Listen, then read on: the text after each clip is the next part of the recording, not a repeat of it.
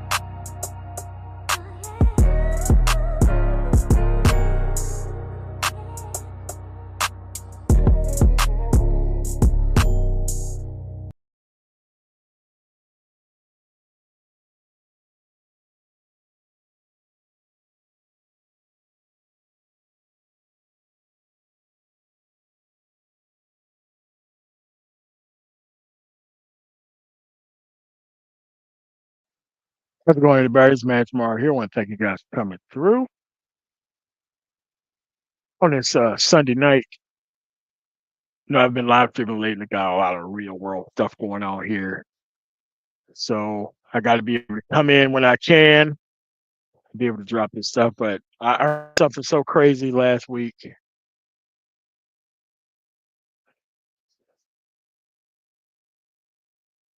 and I had to respond to it. I'm waiting on the Gone 11 to come through. While I'm waiting on that, plug in my plug in my laptop here, get started. All right. So what you have to understand is that what's going on politically right now is pretty damn unprecedented to the FBI being out of town during the actual Epstein file release pending. Um, Donald Trump is not going to do anything but just make those files disappear like he did during the records trial.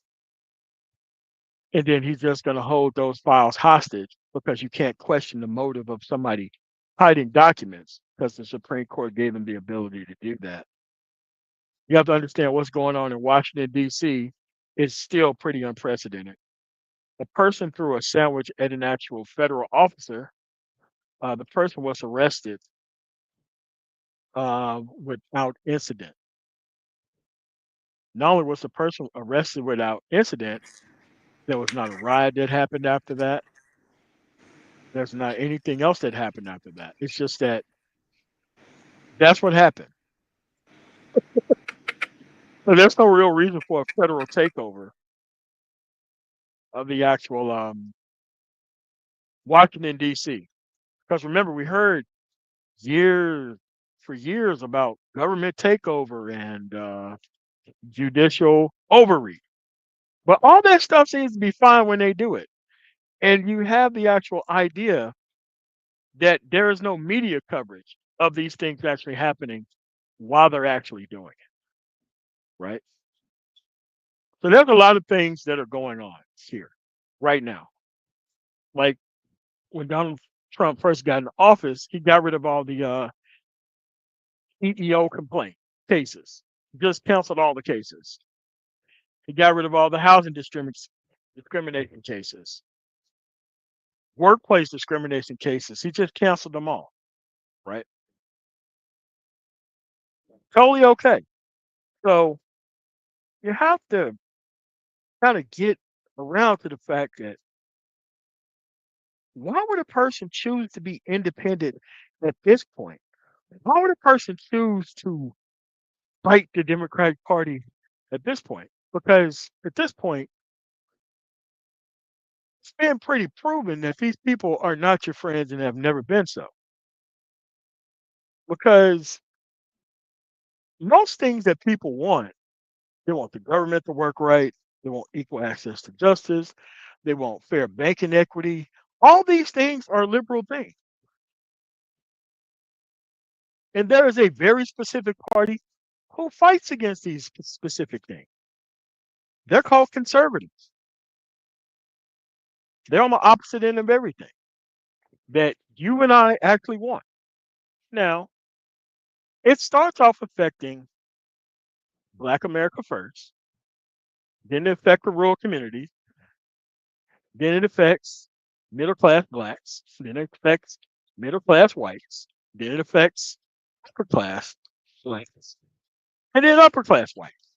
But by the time it gets to the upper class blacks and the upper class whites, you've already lost those rights. The right to complain, the right to have a point of view. And let's say that you didn't participate in the process at all, right?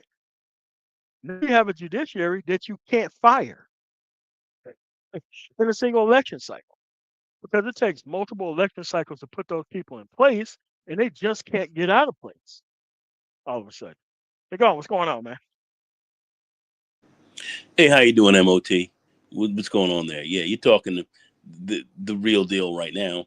These guys are claiming that they want these things, and then they say this is what they want to see happen.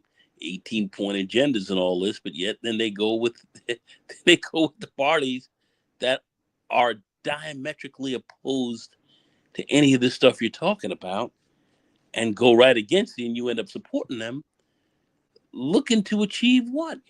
This is a question we were asking before. What are you looking to achieve? What are you doing?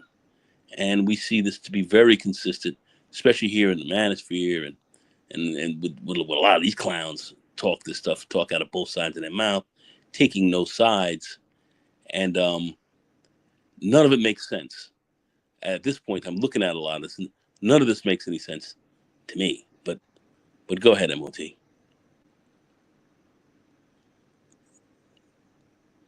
It's just at this point, the reason why we keep harping on the actual idea that you have to pick a side is that over time, you have got to be able to have some level of understanding of the environment to where you live. So now we went from we don't know anything about politics to now the actual argument is why do you live in that area for such a long time that don't work? Why is that? Right? And how is it the Democratic Party's fault that you or some people in the space who live in Indiana voted for Barack Obama as president, but sent the same conservative legislature to the legislature to overlook Barack Obama and then claim the Democrats are the problem when you clearly live in a conservative state?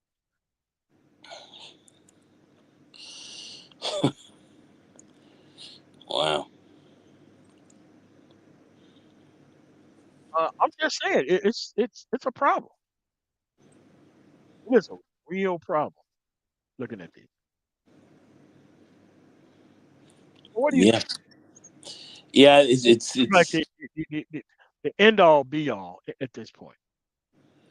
it's that's a pretty serious problem, MOT. You're going to be in a place that's, let's just say, a place like Indiana. The legislature is all Republican, isn't it? Oh yeah. Pretty red state. You're going to support supposedly these some of these policies like universal health care, for one. None of them are going to support it. You're going to support that, but then you're going to say this is what you want, but then you're going to vote against the candidate, of course, that presents that, and then you're going to stay in that same state. That's not even going to um, look that that the sponsor or have anything of the sort like that in that state. Um, what sense is that making? It just it's not. I keep saying MOT. It's not clear to me.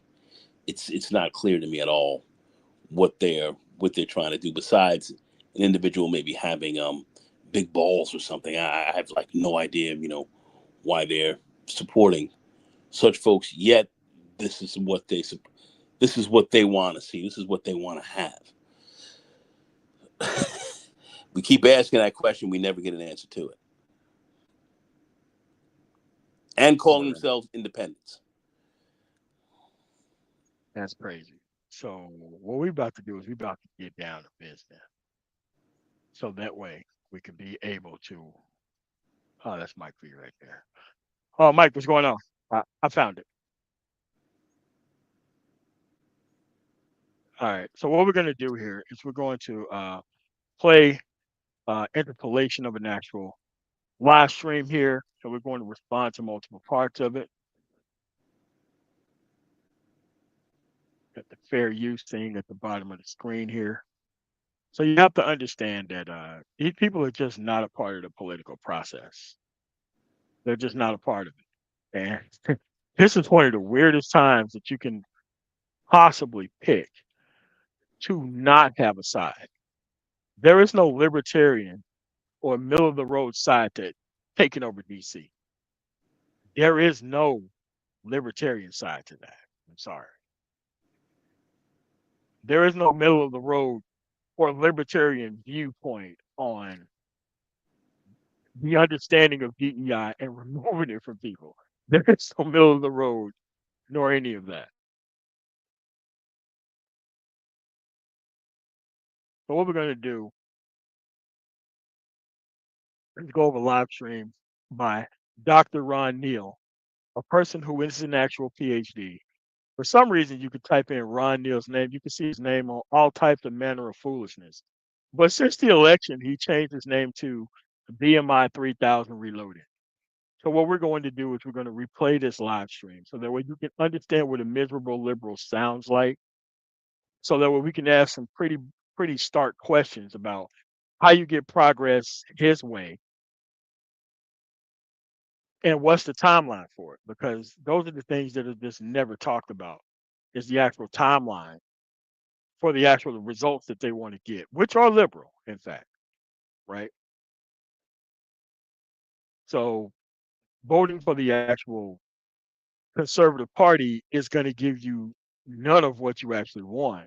Well, let's just play some of this miserable liberal stuff so that way you can understand what is actually going on here. Hold on, let me.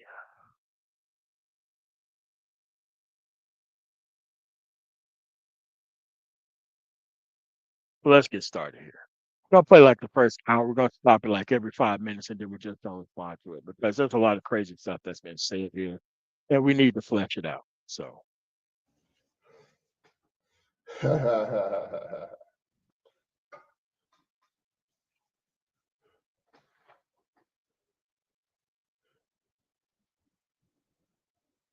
it is playing. It just haven't made any sounds yet.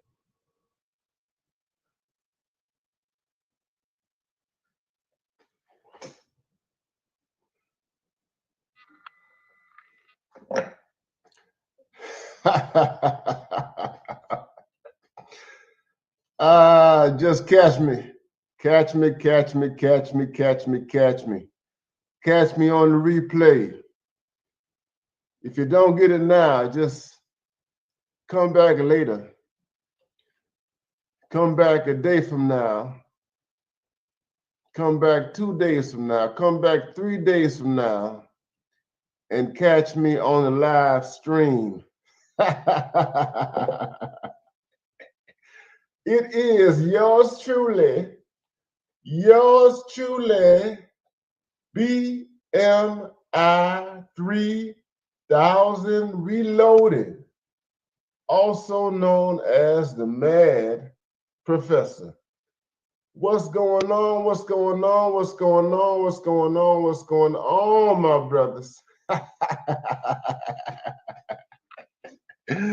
Welcome to Saturday Night Live.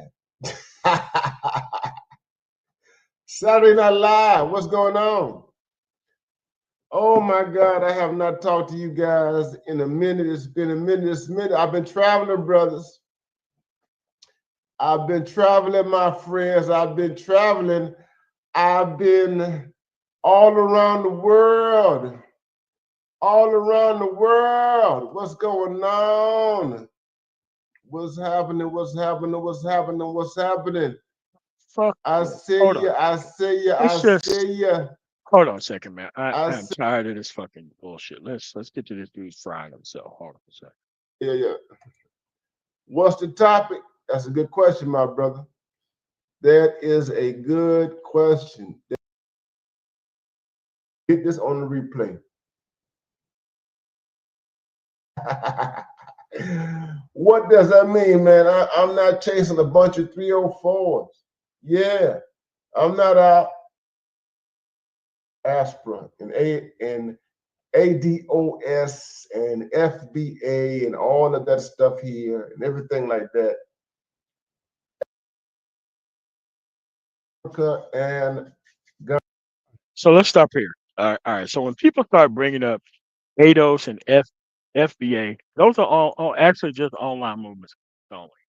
Those are not movements that are anywhere else outside of an online movement. It just means that you divested from actually paying attention to what's going on in the environment.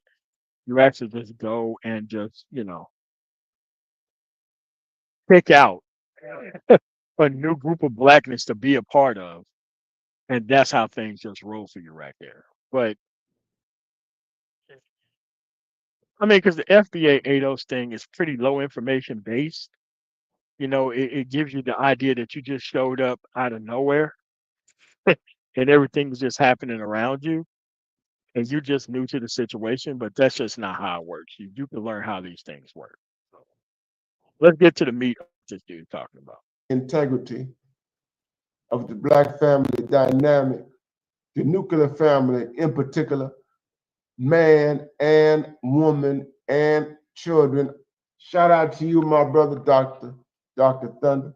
Good to see you. Good to see you. Good to see you, man. Glad that you are here. Glad that you were here. Glad that you were here, man. Yeah. So yeah, man, this is Saturday Night Live, man. And I'm here tonight, guys, to talk about the battle for America. I've done my passport bro thing and everything. I've been watching YouTube and I've been looking at it very, very, very, very closely. I want you all to know this clearly. You all already, some of you all who have followed me closely know where I stood in terms of the 2024 election. Y'all know where I stood. Right. Vitally important that you pay attention to this. First of all, Passport Bros was not meant for 50-year-old fuck niggas. It was never meant for that. It was meant for young dudes. I don't know. Just crashing the movements and just take them out of nowhere. But it's vitally important you understand what this guy is talking about when it comes to the election process. That's vitally important, but pay attention. I have told you I'm not ashamed of this. I have no regrets. I have no apology whatsoever. I'm saying this just for the sake of saying this, not to speak to any particular interest, but I voted against the Democratic Party. That's what I did. I voted against the Democratic Party in the 2024 election. I am a political independent. I have been a political independent since 2013. I registered as an independent during Barack Obama's second term. That's when I registered as an independent. When Obama was elected for the second time, I changed my affiliation from the Democratic Party to political independency in 2013. I shifted my affiliation. I stopped being a Democratic voter in 2013. I didn't vote in the 2012 election. I didn't vote at all. Period. I didn't vote. I did not see any major differences between Mitt Romney and Obama. I was very disappointed in Barack Obama after his first term. I didn't see any future beyond Barack Obama as a Democratic voter. So I changed my affiliation from Democrat to independent. That's what I've been since 2013.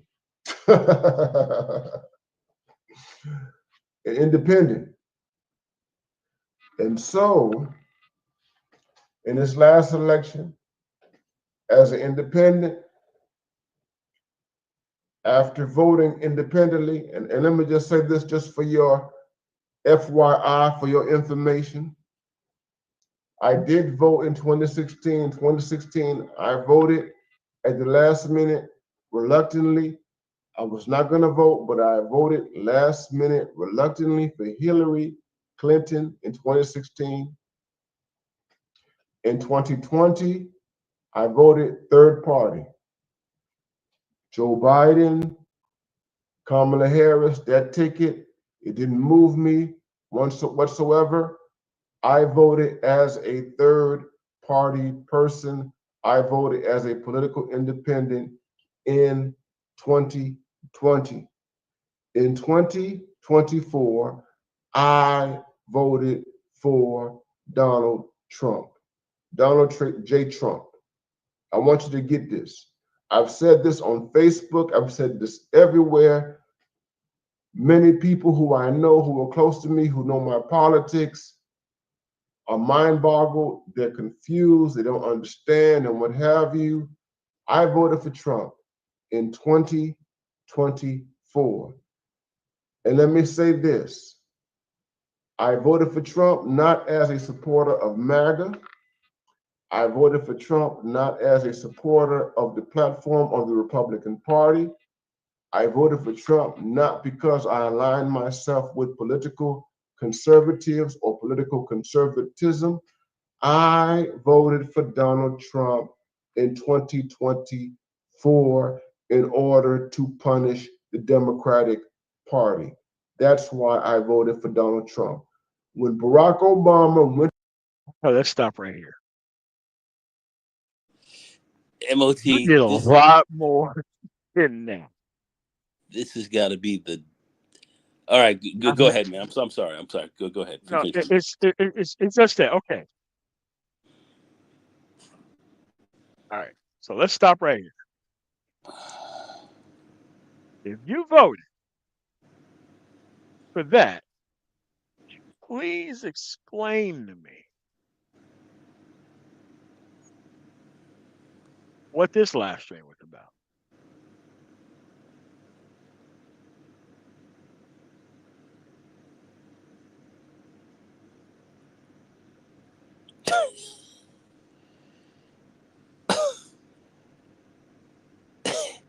This is unbelievable. You explain to me what that live stream is about. This live stream is called what? America First. Okay. So you're not a Trump supporter.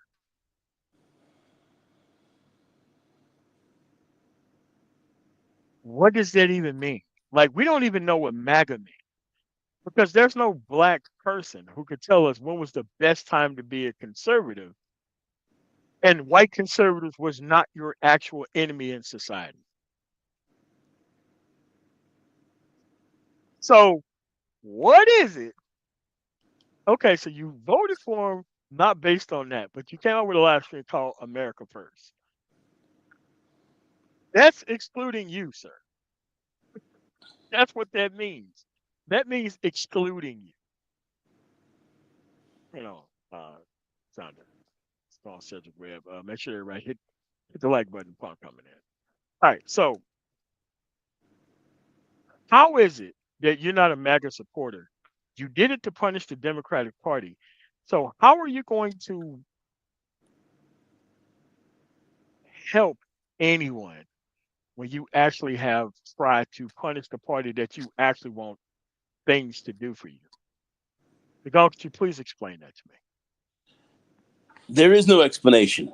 That's absolute political idiocy. You're going to try to punish the Democratic Party for what? What interests? He hasn't even said what are his interests? Really, what is he looking for? What has the party not done for him that he says he specifically doesn't like? So he's going to punish a party. Let's say he hasn't given what his platform, what he's really looking for. Going to punish them and expect to get what? What we're seeing right now. This is what he voted for. You have to put all this into context, and this is supposed to be a smart guy, some kind of doctor or whatever. In education, a doctorate, at least doctorate levels of education. What's his reasoning, and what is he expecting to get from the Republicans? Just punishing the party, and that's it. What's his platform? What's he looking Here's the for? thing: you're punishing the Democratic Party, but you're not asking the Republican Party for anything. Uh, he asked the Republican Party for nothing except to punish the Democrats. That that's the only thing I could see what he's saying. Asking for anything, he hasn't brought up one thing about. He hasn't brought up one thing about the Republican Party. Hasn't said one word, not one word. But he's there to punish. He's there to punish somebody. You really have to look at what this guy is saying and just how crazy this level of thinking really is. He should. That's MAGA for a cash app. Yeah. Okay. So let's say that you want to punish the Democratic Party. How specifically are they supposed to get that message? And how? Why would they trust you after you've done something like that? Like, why would they come deal with you after you have done something like that?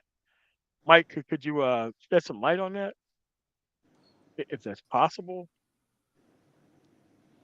I'm not sure if I can, but I'd be interested in understanding what he says further beyond that. Um, I mean, because okay, you want to spurn a party to do what?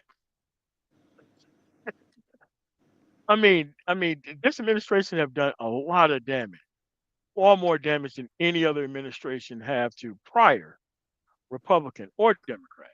So let's see where this is going. Because okay, I get that you want to punish the Democratic Party, but you haven't said what your needs are, what your interests are, and how these things are supposed to pan out, and what's the plan for progress with this saboteur style not nonsense that you have going here.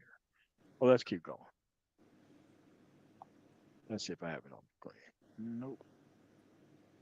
I mean, because America first. That means black people all day. But let's keep going. Went to Pennsylvania. Obama, when Barack Obama went to Pennsylvania on the eve of the election, when he went to Pennsylvania and he was in Philadelphia and he was recorded, he was on NBC, ABC, all the news stations were there.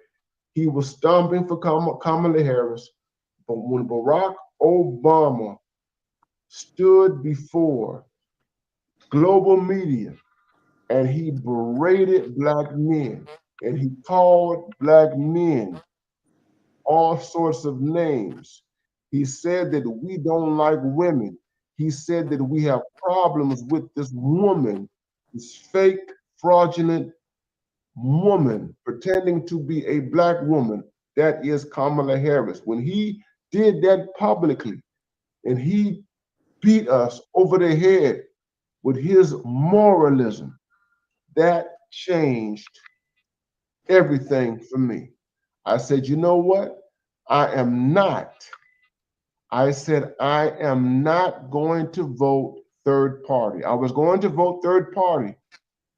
That was my plan for 2024. I was going to vote third party. You had people on the ballot. I live in North Carolina. In my state, Jill Stein, she was the third party candidate in North Carolina. Cornel West was a third party person, but he was not on the ballot in my state. Cornel West was not on my ballot. If Cornel West was on my ballot in North Carolina, I would have voted for Cornel West. But he wasn't He there. he could have So written them in. He third could have party actually done it candidate. right. So I'm sorry, I didn't vote for them. Let me back up. The third party candidate in North Carolina was Jill Stein. I would have, and let me clear this up. I would have, had Barack Obama had not come out and said what he said, had Barack Obama had not beat up on black men in Philadelphia when he did, I, in North Carolina, would have voted for Jill Stein. She was the third party candidate. But because Barack Obama said what he said, I decided to punish in my own way, to punish with my vote, to punish the Democratic Party. And so I chose Donald J. Trump. I said, I want to be a part. If the MAGAs and the Republicans win and what have you or whatever, I want my vote to count as a punishment vote to the Democratic Party because this is no longer tolerable. The misandry, the hatred of black men, no longer tolerable. So I voted for Trump. Well, let's stop right here because it's vitally important to see what we're talking about as in terms of numbers. So what we're going to do is we're going to look up the 2024 election results by party, by affiliation. Let's look up the state of North Carolina. Let's put the state of North Carolina on the screen. Boom. Let's make that a little bit bigger. So you were not going to vote for Kamala Harris no matter what. But the moment Barack Obama opened his mouth, you went from voting for Jill Stein to Donald Trump. So Neil Stein, actually Cornel West did get vote within North Carolina, as you can see here. I'm not sure who Randall Cherry is. So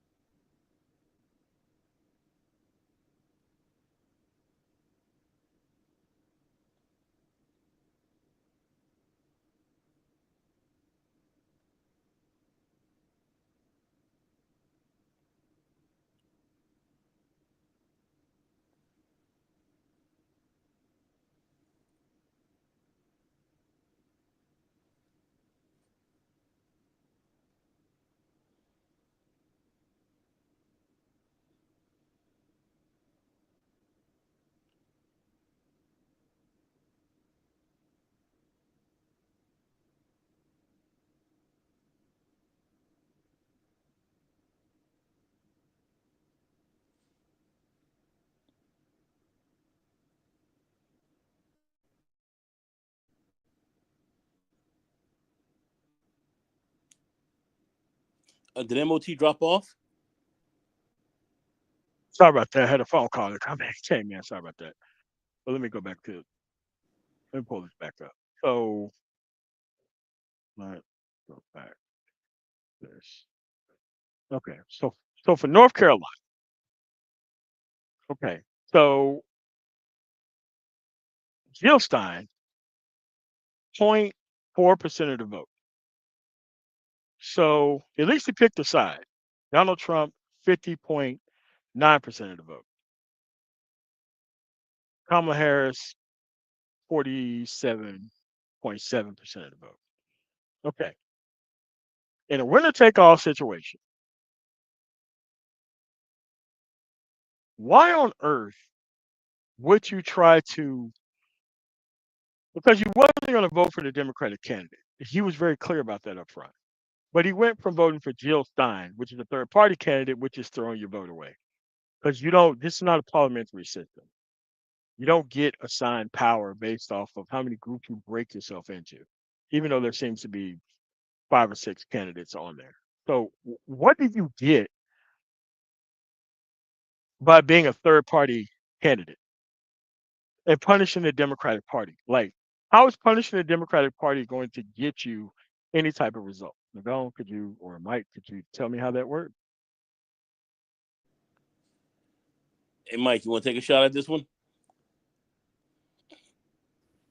I mean, your guess would be as good as mine, but what I can gather from this sort of politic in terms of voting against the party that you want to see get things done, it's a way to look like you're engaged when you're really not.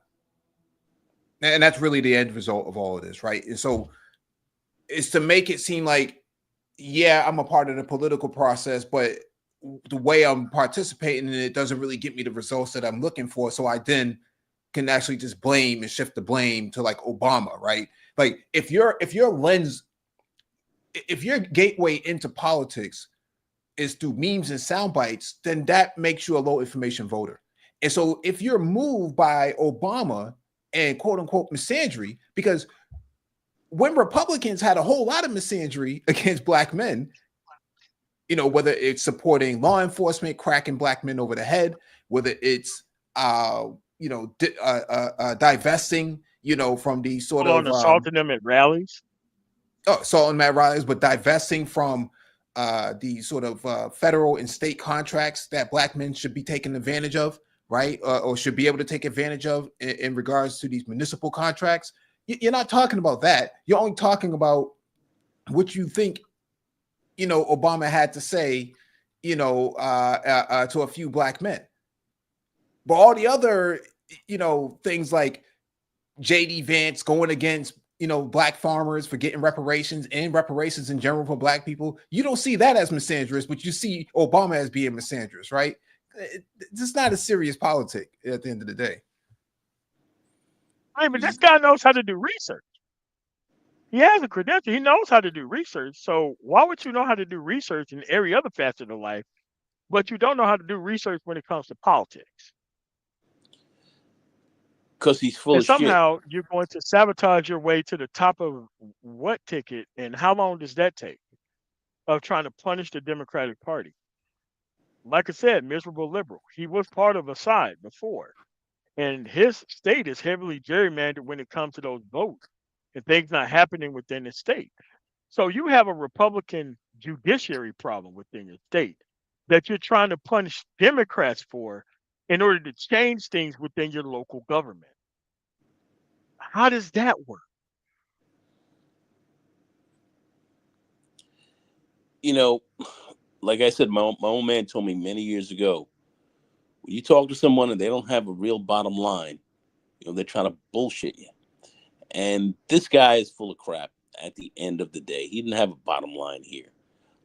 Just like Mike just said, you know, you've got nothing to say about these people coming against black men in some of the worst ways, financially, physically, and so forth. Nothing to say, but yet, you know, Obama said something that you felt was misandrous about black men somewhere, and you're you're voting against you're voting against uh, what you would say would be your interests. Because I still would like to have heard what his true interests really are. Okay, we haven't really heard that, but he's saying this is why he has gone against them. It he said doesn't make any sense. It doesn't add up. So he's full of crap. At the end of the day, he doesn't want to engage in this. And at the end of the day, I really feel it's once again at the bottom of the barrel here. It's the Keisha thing. I'm really against Keisha, and this is where I'm really coming from. But this is it. Maybe try to mask that because anything else he says doesn't make any real it doesn't really make much much sense. It just it doesn't add up. All right, let's keep going. Let's see how much more sense he's going to make, or even less of it. Let's keep going here. Because so far, I haven't heard anything about what he's asking Republicans to do. But Democrats seems to have to do a lot for him, but Republicans don't need to offer him anything. He went over there, he didn't ask for anything. So let's keep going. That's what I don't regret it whatsoever. If I had to do it again, I'd do it over and over. go back because you need to hear that. That changed everything for me. I said, you know what? I am not. I said, I am not going to vote third party. I was going to vote third party. That was my plan for 2024. I was going to vote third party. You had people on the ballot. I live in North Carolina. In my state, Jill Stein, she was the third party candidate in North Carolina. Cornel West was a third party person, but he was not on the ballot in my state. Cornel West was not on my ballot.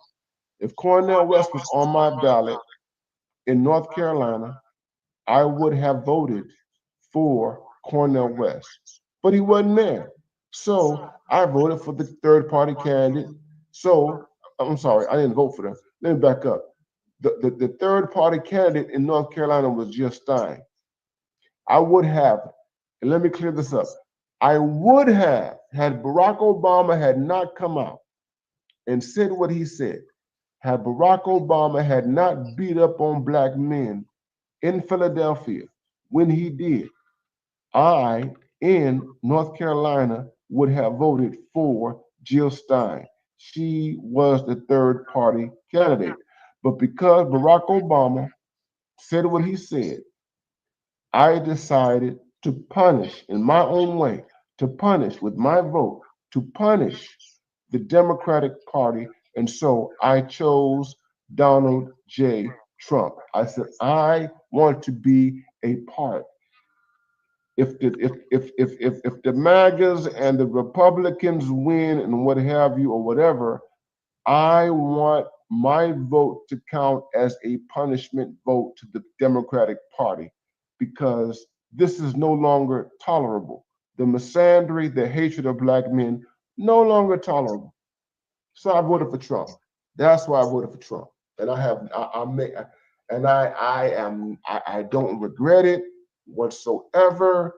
If I had to do it again, I'd do it over and over and over and over and over and over again. Yes, I voted for Donald Trump in the 2024 election. It was my protest vote. That's what I did.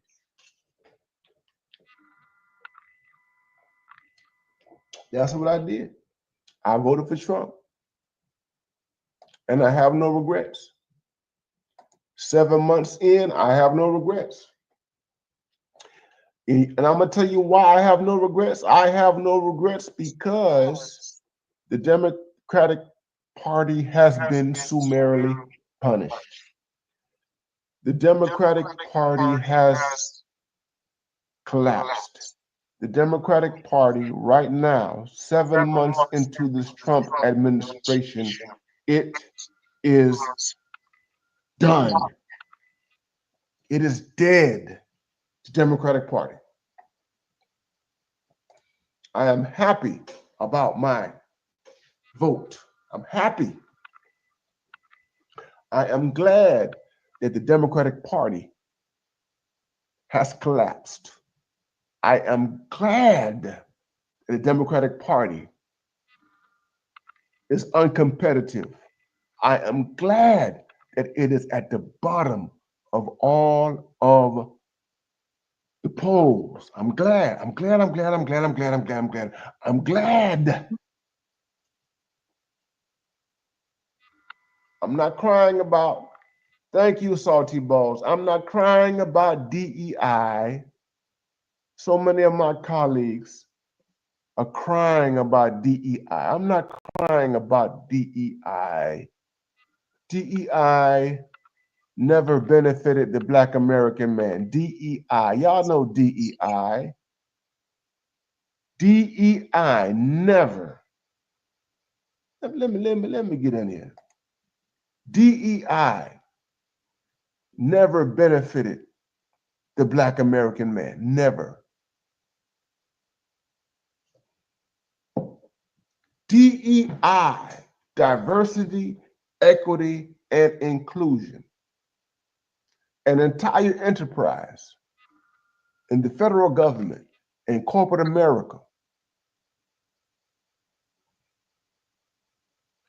is of such that it benefited primarily white women. White women. I don't have to tell you this. You guys are smart. You know this. It don't benefit us. It has never benefited us. Thank you, Salty Balls. Thank you, thank you, thank you, my brother. Y'all, shout out to Salty Balls, man. Shout out to Salty Balls. Man, DEI did not benefit us. It doesn't benefit us.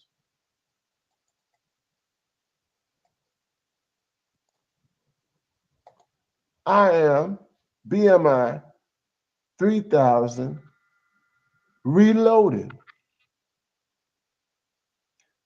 DEI is a white woman's enterprise. It is primarily a liberal white woman's enterprise. It has absolutely nothing to do with Black men, Black American men in particular. It benefits and it has benefited them and it has benefited their proxies. And who are their proxies? Their proxies are Black American women, so-called women of color, and the LGBTQ. That's who benefits from DEI. They are the beneficiaries of DEI, diversity, equity, and inclusion. We have not lost anything as a Black American man population.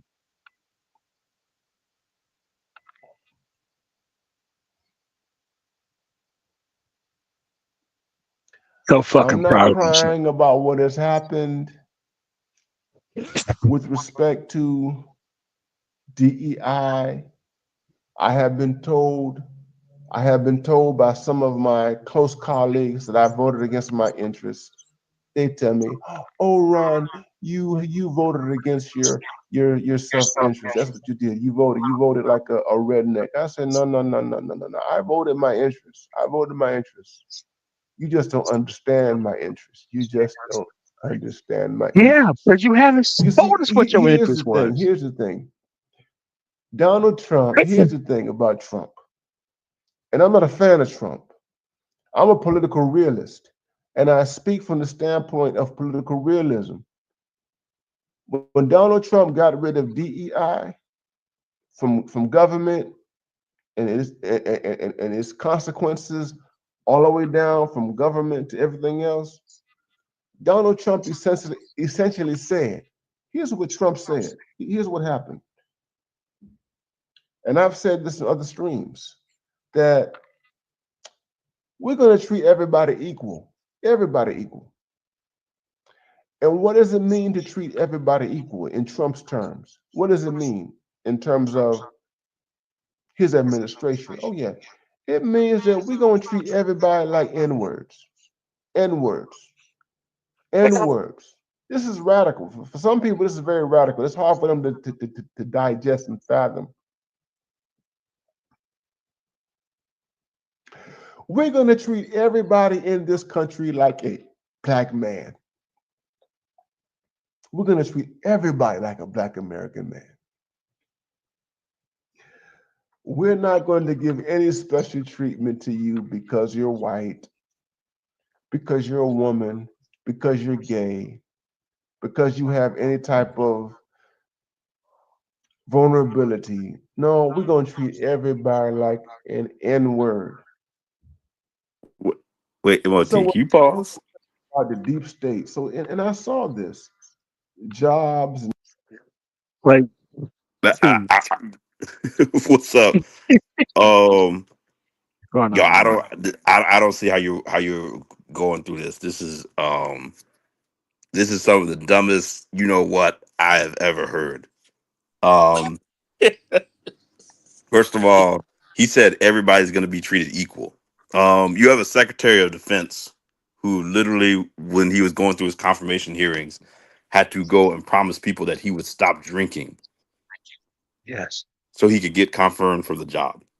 I don't Yeah. know people who can get high level cabinet secretary positions, uh, and they have to promise people they're not drinking.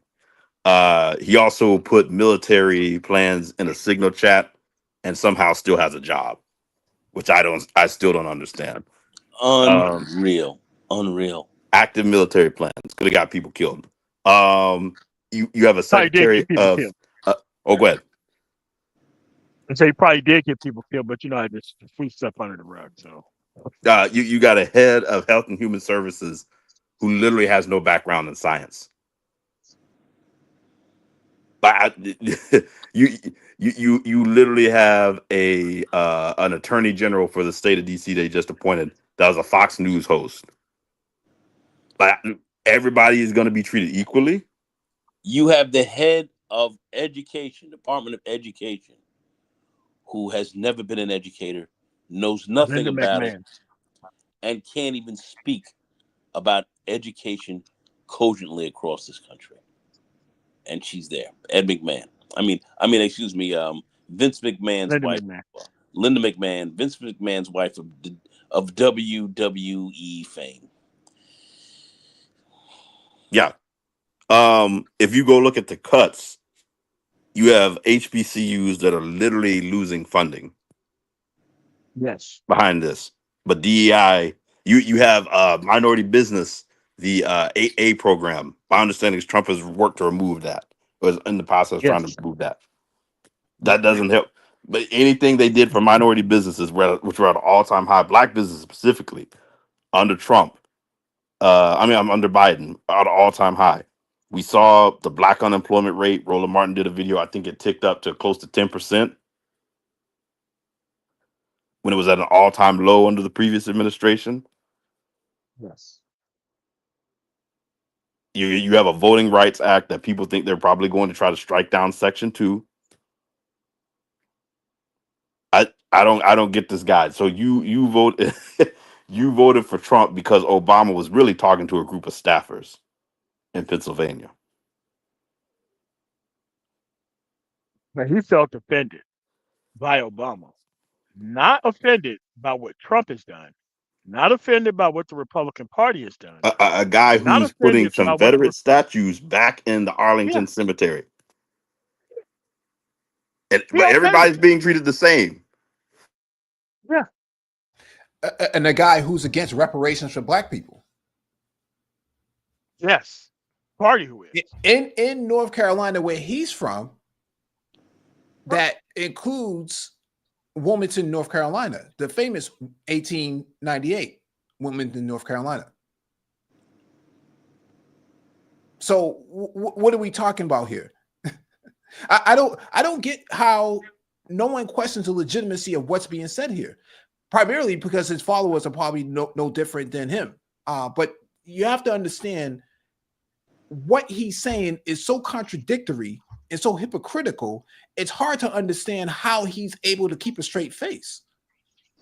And maybe that's why he had to rebrand himself, because that's the only way to sustain himself. Because if he kept his real name up there, it would be too embarrassing. And that would explain why certain other PhDs don't want to be seen with these guys, right? And so who really wants to be affiliated with somebody who says, yeah, there's some feedback coming from somebody on the panel. I'm not sure who. Somebody who says they decided to be third party, vote against Democrats to spite them, but has nothing to say about Republicans. Yeah. The other thing too, do we know what? PhDs, but all the PhDs that somebody brought to this space, they don't have a side pick. You ever notice that? They're all third-party people. None of them have a side pick. They know how to do research, but none of them have a side pick. They don't have a side pick because they don't have any expectation of progress, especially not by none done by their hands, and especially not in the states where they live. Right. Go ahead, Rashawn, man. No, I was just gonna ask, does anybody know what his PhD is in? Like did he talk about something involving race in in No, his dissertation? theology. No. Theology. That's what his stuff is. And he didn't touch on race at all, because that's not happening. No, Like no him. No him. He probably dodged it. like if you were in any sort of higher education program, you were having to be very cautious about talking anything. And I'm talking about, like, say you're looking at health disparities, and that this health disparity occurs more in this group of people and this group of people. Even they're going after stuff like that as well. That's how sensitive the topic of race right now is in academia. And this idea that DEI didn't help black men, I think a lot of these guys, frankly, that were not in positions to take advantage, because yes, white women did benefit a lot from it, but they're also a much larger group when you look at them in the greater society. But if Yeah. you talk to anybody who works in the academic space and see how any sort of DEI office has been shut down, which was mainly serving minority students, that's where you had a lot of anything serving black students. That's what it was under the DEI umbrella. All that's been shut down in higher education, or is under attack in retreat. And then when you go to the next level in the workforce, I can speak for my company as well as other companies, like major companies. They've shut down the DEI program. So Oh yeah. these Oh yeah. these ERGs where you had like African American Leadership Forum or Black Leadership Forum, things like that. That's done. Opportunities to network, all that's done. Some companies even had targets, for like recruiting targets. All that's done. So I don't know where these people are getting this stuff from. But even at the grade school state level, the Trump administration, or at least those who funded Trump administration, I forget the name of the conservative group out of Virginia, they're the ones who shut down the BSI program, which is the Black Student Initiative in California, that benefited black males. We did a whole entire review of this last year, right? And so the idea that somehow DEI only benefits white women, it's a white women enterprise, that's the misinformation campaign that is prevalent in the Black manosphere. And unfortunately, no one wants to talk about how Black student unions, Black Student Initiative, BSI, PBIs, predominantly Black institution, like in California, headed up by Stephen Bradford out there, the assemblymen, the Black assemblymen in California who put together that whole entire work. All that's being under attack by the Trump administration. We can also talk about, the MBDA, the Minority Business Development Agency, that's been basically shut down, permanently authorized to expand, support for minority-owned businesses, Black-owned businesses. Black men are a big part of that, as well as, increasing federal procurement, for disadvantaged businesses or businesses, that are kind of coming up in some of your more minority communities that can, benefit from government support to help them grow. That's been cut out cut out as well. And many black people who have small contracting companies and so forth have been hit. Small paving companies and so forth. These have been nailed directly. This is what's going on, right? Cut right out from underneath them. And we've seen, and certainly in Kentucky and so others in some of their major cities. I'm thinking, yeah, there was a minority business development programs and so forth that have been literally cut out and stopped. Well, the cities have desisted from helping minority businesses. So it's hit us very hard in the business community, where a lot of this was of course designed to hit you. So it hurt you economically, and we're seeing that currently going on right now, and none of them are speaking to it. But he's sitting up there with his ashy lips and sweaty head, looking looking like a slave, talking crazy. I mean, it's unbelievable that this is what we're looking at today in 2025, and listening to these people with their disjointed reasoning to push what agenda. It's besides your own destruction is beyond me. I think that they look at DEI the same way that whites look at any minority in any position equal affirmative action. Like these dudes, like one white woman get through on DEI. DEI is bad. It's supposed to be black male exclusive only. And if I see anybody else, then it doesn't work. It's like sometimes you just don't qualify for it for what your background is, man. Dude, it really boils down to this. Like a lot of these dudes see DEI and they associate it with black women mainly, Yes. um, and them getting ahead. They're either not in a position to take advantage of it, or they just, mainly they're not in a position to take advantage of it, and they see it kind of really the same way white people have seen it because black men are not the face of DEI.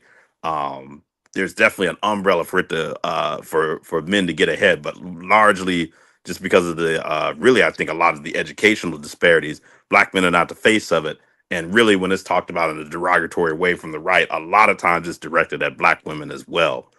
You do have some people like Charlie Kirk who are talking about, the DEI pilot, but people just basically look at it as, hey, they go to somewhere like some sort of public entity or some government services, and they have to deal with some black lady who may give them an attitude. They think that's DEI or something like that, or they look at something in corporate America, and a lot of black men think like that. Not all, but a lot of people who have this who are cheering to see the end of DEI, and frankly, I think are cheering seeing the job losses. I think that's their issue too. Well, I mean, these are just uninformed positions that they're taking. And it's easy to take that position because then you don't have to be obligated to looking at what the facts are. When we think Right. about, uh, the military, I mean, it was the Republican Party that was going after black men in the military because they didn't want to see high ranking, or black men moving into higher ranks in the military. And so that's why they wanted to gut DEI out of it. It wasn't about black women. It wasn't about, white women. It was specifically about black men. In fact, it was Matt Gaetz who took issue with Lloyd Austin. Yeah, and Mike, and also talking about other blacks who were coming up in the military. They don't want them coming in because you have. Are you ready for this? Razor bumps. Razor bumps are looking to eliminate you from from being in the military or even rising up because black men get razor bumps. Literally looking at eliminating you on that, and that's directly targeted for black men in the military, where we've had a lot of movement and growth there. Um, that's they're coming after you for razor bumps. I mean, you can't Yeah, make this up. This is what's going on.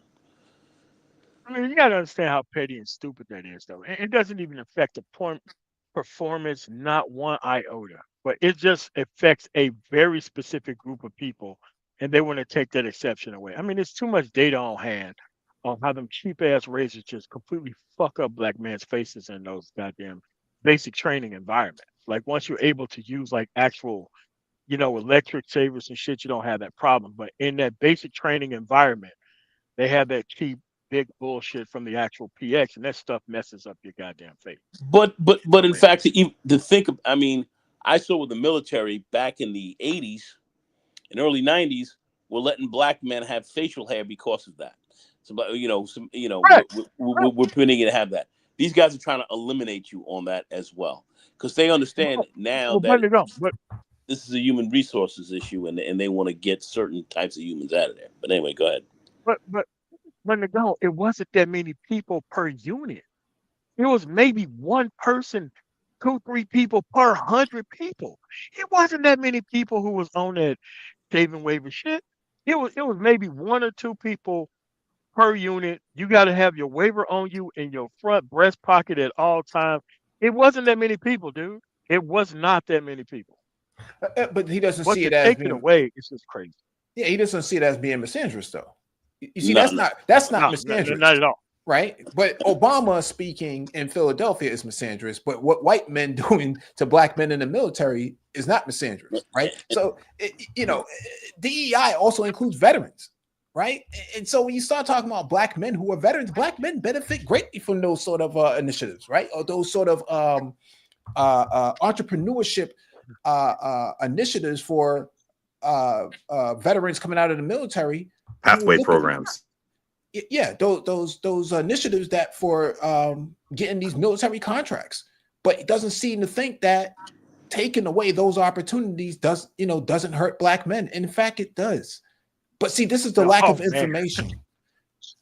Yeah, this is the lack of information that he is he is trending with right now, or at least when this stream went live. So you're never really going to understand the value of these sort of diversity programs until you actually become qualified to be involved in it. And if you're not involved in it Correct. at the business level or at the civic level, you're always going to be on the outside, rallying against it, doing the white man's bidding. Because you think he's like another PhD was happy about things being removed from black women, not understanding they was using that as an actual tent post to get rid of all minority programs, period. No type of foresight to see that was going to happen. But let's see what else this guy has to say. And what have you, reducing the federal government. White people are being fired. White people are losing their jobs. It's not just black people, white women, losing their jobs. And I don't celebrate this. Now, I don't celebrate this. I don't celebrate anybody losing a job. I really don't. But the point that I'm trying to make is that you have a president who says, okay, we're going to level the playing field. Now, it ain't perfect, and there's some problems there. Now, I'm not going to lie, because, Trump is a billionaire, and, the billionaire is not being hit the same way as everybody else. I'm going to say this honestly now. Okay, so if the billionaires are not being hit, hold on a second. Yes. All right. All right. So hold on. Let's go back a second here. Terms. What does it mean in terms of his administration? Oh, yeah. It means that we're going to treat everybody like N-words. N-words. N-words. This is right. Okay, so how does that translate into more tax cuts for billionaires? What the hell does that got to do with treating everybody like N-words? If if if the if corporate America is getting additional tax cuts, how is that leveling the playing field for everybody? Help me out here.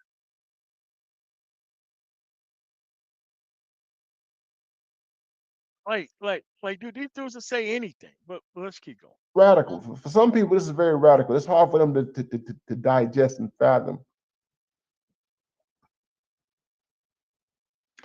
We're going to treat everybody in this country like a black man. We're going to treat everybody like a black American man. We're not going Why are you smiling? What? to give any special treatment to you because you're white, because you're a woman, because you're gay, because you have any type of vulnerability. No, we're going to treat everybody like an N word. So when people complain about the deep state, and I saw this, jobs and what have you, reducing the federal government, white people are being fired. First, you don't care. Now he's concerned white people being fired. Come on. White people are losing their jobs. It's not just black people, white women, losing their jobs. And I don't celebrate this. Now, I don't celebrate this. I don't celebrate anybody losing their job. I really don't. But you're happy about it and you voted for it. You just said that.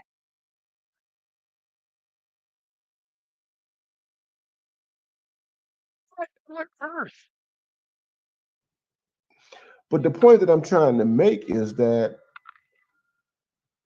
you have a president who says, okay, we're going to level the playing field.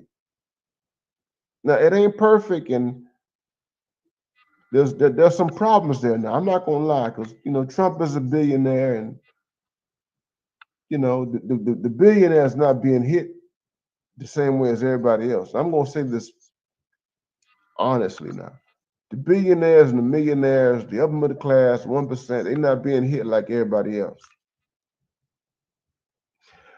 But what I want to emphasize is that everybody is experiencing equality. They're being treated like an N-word. We're talking about the N-wordization. I don't want to say it on YouTube because, YouTube might shut my stuff down. But the point is that we're talking about the N-wordization of America. The N-wordization of America. That's where we are right now. That's why the liberals are mad, especially the white liberals. They're mad. Y'all ain't special. You're not special anymore. It is what it is. Everybody is catching hell. Everybody is catching hell right now. And I want to tell you that's the trade-off. That's the trade-off that I made with voting. That's the trade-off. What? The trade-off that I made was that, okay, I'm going to punish these liberals. I'm going to punish the Democratic Party with my vote. That's what I'm going to do. I'm going to punish the Democratic with my vote. And one of the consequences of doing that is that everybody gets treated like an N-word. That's it. Nobody gets special treatment, especially within, the middle classes or what have you, and those below them. I said, we're going to flatten this thing out. That's it. You're going to get treated like a black man. That's it. And there are a lot of people who are not used to being treated like a black man.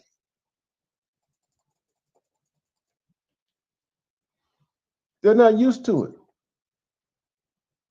So you all have seen on the internet, you all have seen here on YouTube, all these stories on TikTok and on Instagram. Black women have lost all these jobs, 300,000 jobs and what have you.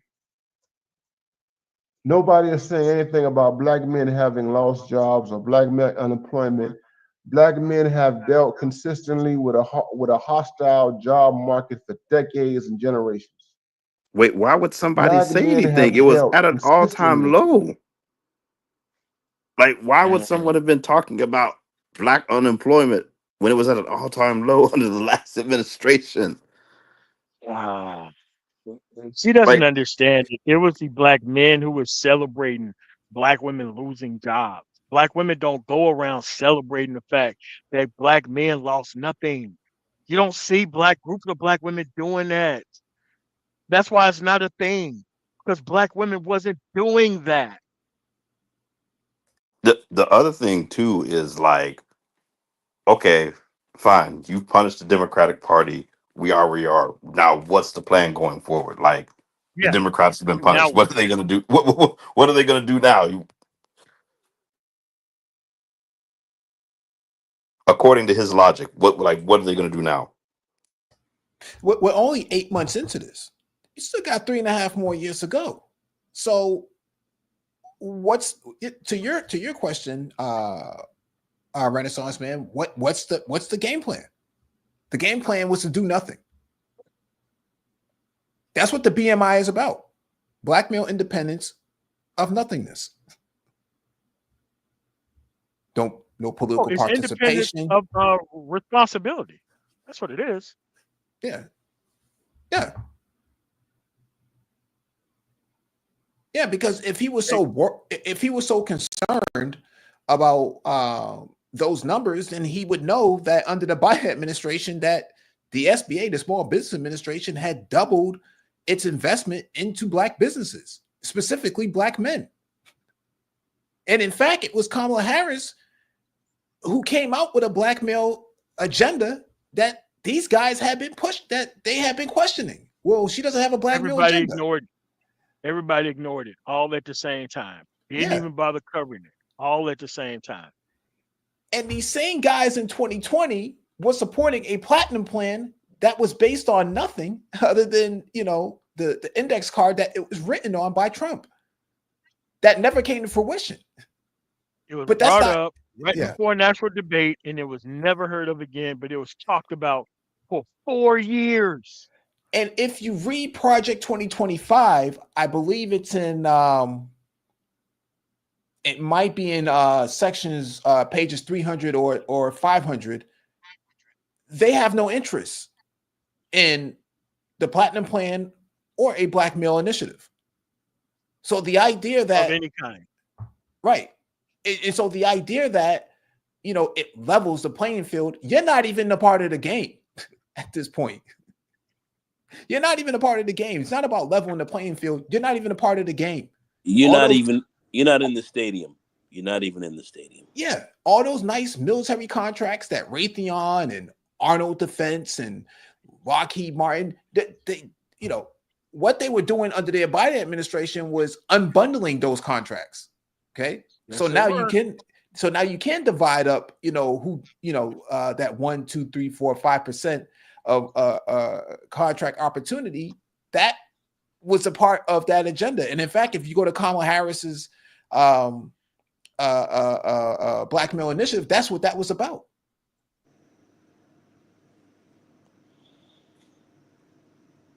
Yeah, I'm curious too if this guy has anything to say about the National Guard being on the streets of these major cities as well, because I'm Oh, sure that's oh, going to oh, end of well for course black not. men. Of course not. That's what I mean about that independent thing, about how all these people are independents, but they know how to do research. They're independent, but they don't know how to pick a side.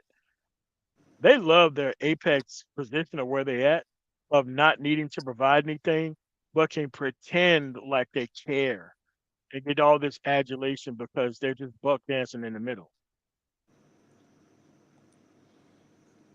Let's keep this nonsense up. See what else he's got to say. With a harsh, a hostile job market for decades and generations. And ABC, NBC, CNN, all of the mainstream media sources have never really concerned themselves with it. Never. The black leadership class has never concerned itself with the unemployment situation. Never, never, never. Why was it the lowest under Biden then if they wasn't concerned with it? See, politics is about the environment. But if you don't offer anything to society, you and your theology degree, then everything is going to be hostile to you. And this is a degree that you went and got yourself and decided not to skill up beyond that degree. You can't put the onus on everybody else in society because you personally ain't got your shit together. And now you expect DEI and all this shit to actually make up for the lost space and time that you didn't put in. That ain't what them programs are for. Yeah, I don't see because I'm assuming he probably got into school because of his background, which is DEI as well. Because you're underrepresented group, you probably had I'm sure you probably talked about your background as well to get into the program. But then if you're someone who works in academia, I don't know anyone in academia who thinks that what's going on right now is a good thing. Like you have academic freedom under attack. You got professors literally leaving their institutions and going overseas. You have people who literally want to dismantle the universities because they say they're woke factories. I don't see how someone who has a PhD in theology is sitting up here thinking this is a good thing.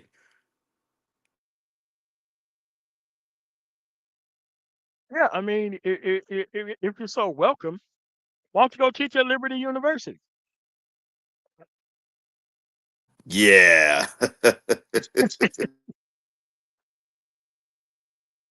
Come on, man. It's like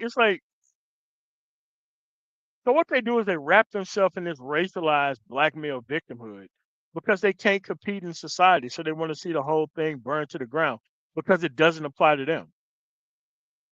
That's what this is. Like Mike said before, this is a working class versus a non-working class argument.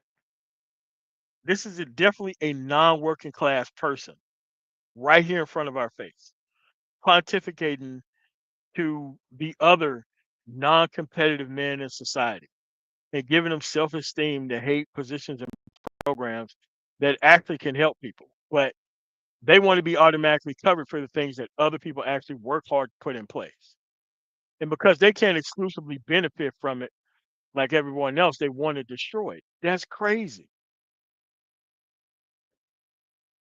All while buck dancing in the middle and pretending like, oh, okay, I'm just gonna stick it to the Democrats, but all this liberal stuff is supposed to happen after that stuff's over with. Come on, man. Never, never. The black middle class, especially within the last 50 years, has not concerned itself with the hostile situation that black men have dealt with in terms of the job market. They never dealt with that.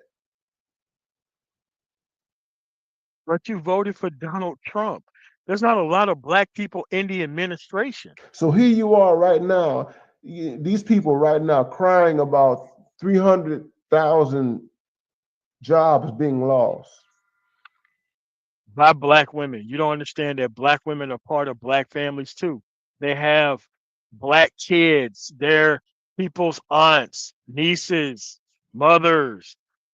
And the only figure that you care about is 300,000 women losing their job. You don't give a shit about no other group of people except for black women failing. This doesn't make any sense, dude. It doesn't make any sense for these people to be out here just pushing that and nothing else. Black women. And black women are 7% of the population. They're over at least 21 million in terms of their census numbers. So you've got 300,000 people losing their jobs out of a population of over 21 million. And it's like, oh my God, roof, the roof is falling and everything has collapsed.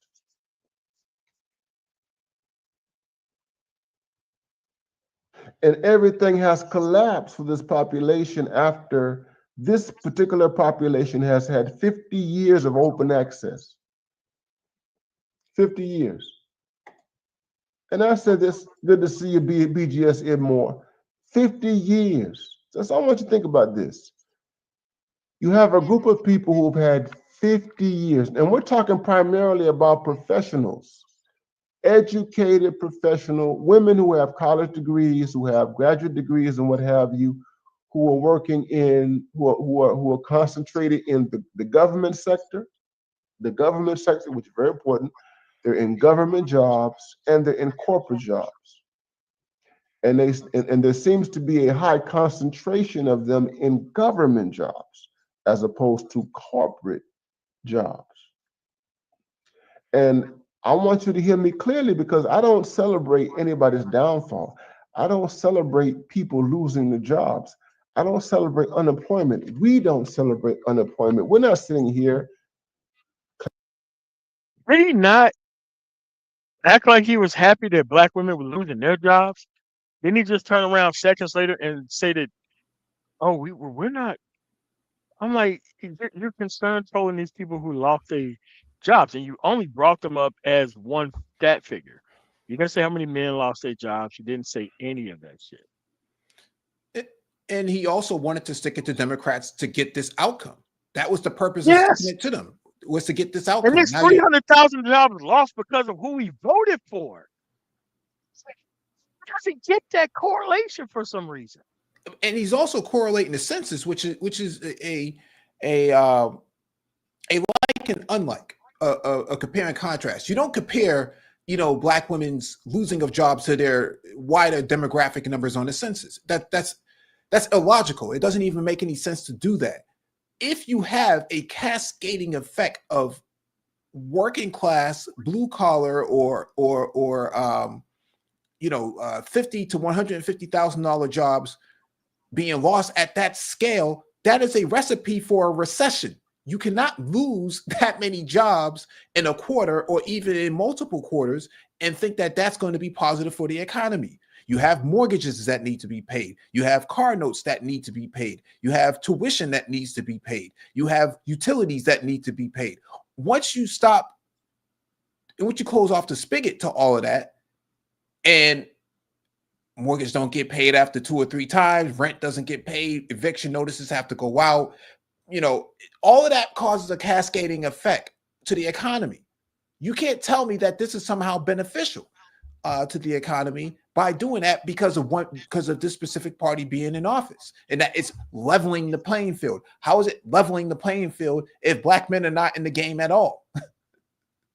If it's the And how's N-word it leveling effect the that playing he's field if 300,000 black women lost their job? What Wait, playing field is being leveled because of that? yeah. yeah. How are you leveling the playing field if you're behind and your and your employment rate is 10% already? And you need and you're campaigning on a 19-point agenda. Help make it make sense here. Make it make sense. If the N-word effect is so bad, or the N-wordization is the tag description of all things bad, right? And everybody's going to be treated like a black man, then why would you expect a 19-point agenda to get supported by an administration that's going to level the playing field? Why would they cater to that? Who are you going to be working with on that 19-point agenda within this administration over the next 3.5 years? Because you still have to work with these people.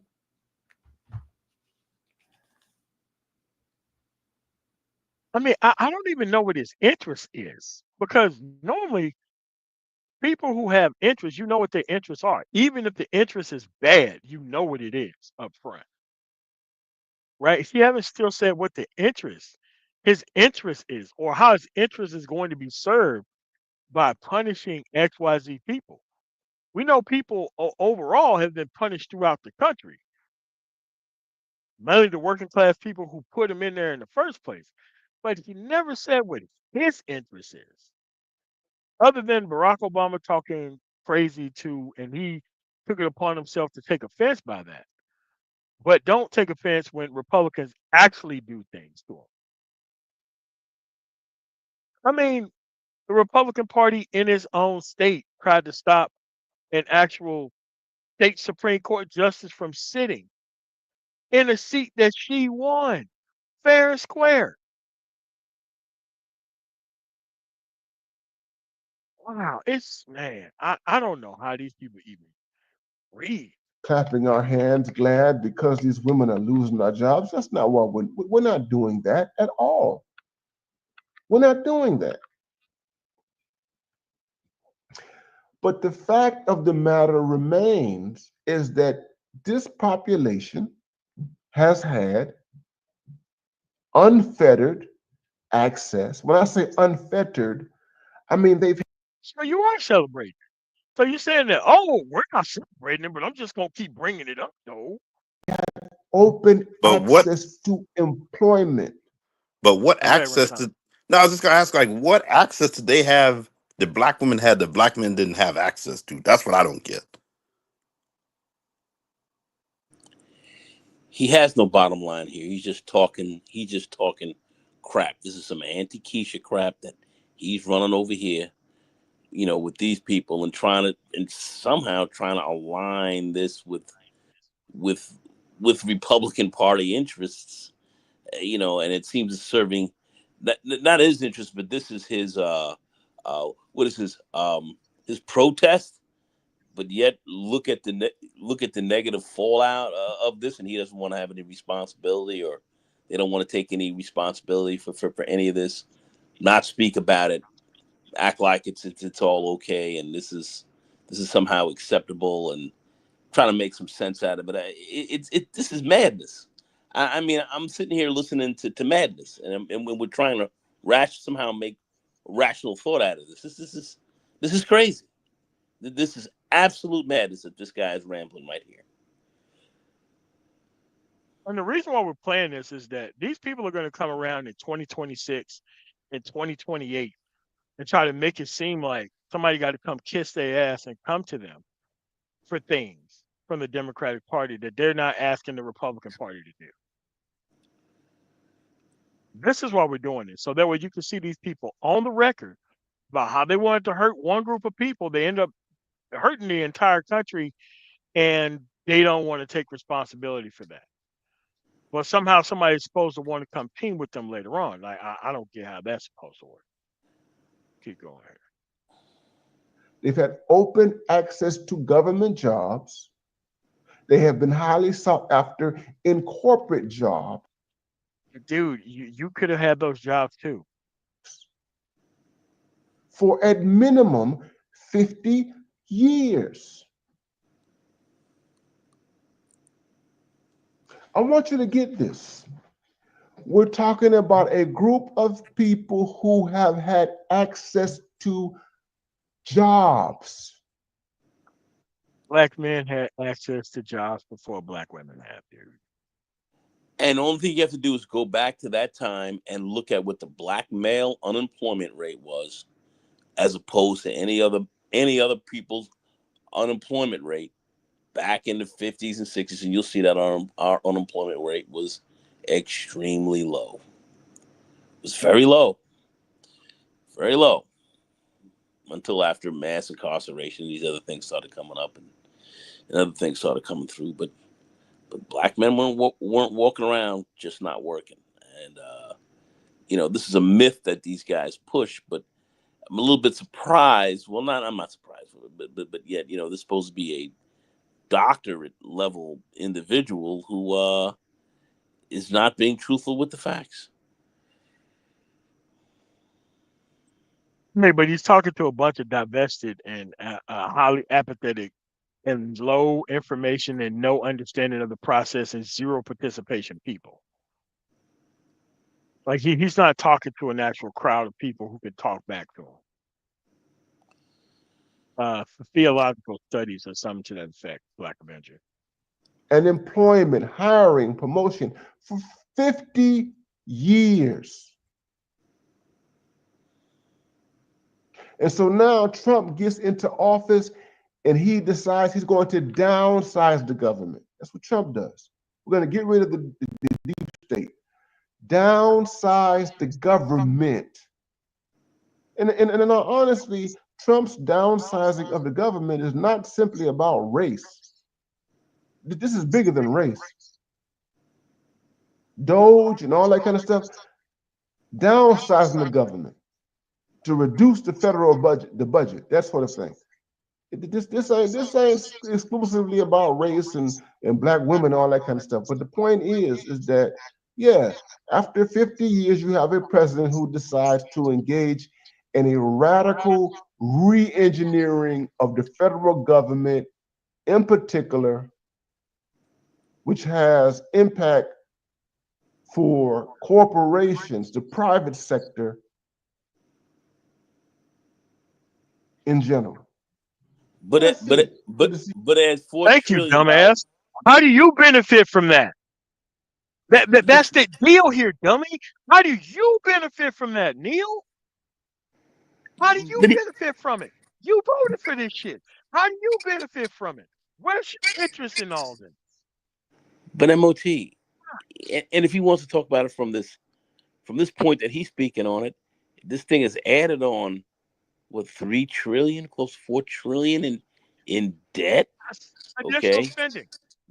that's taking money out of your community directly, and you're sitting here saying that this is. I mean, you can't make. I mean, this guy here sounds crazy. I hate to say it. This guy sounds crazy. All right. So, just in case people don't understand it, right? When the Bush administration came into office, the reason why they kept the war going for so long, they civilianized every single part of the military that wasn't going in and dying for bullshit reasons. They civilianized civil engineer. Dude, they civilianized as much as the military as they possibly could. And that made the military more expensive, not less expensive. Like when they talk, oh well, we're coming in and we're cleaning up the government. Like no, they're just privatizing the government so that way it's going to become more expensive. So all that money that used to go to people in their retirement is now going into the pockets of actual for-profit corporations, and they're not going to be offering any benefits to the people who work for them, even though Halliburton. they're going to be paying more for it. Yeah, I'm Yeah, like, dude, that doesn't help you.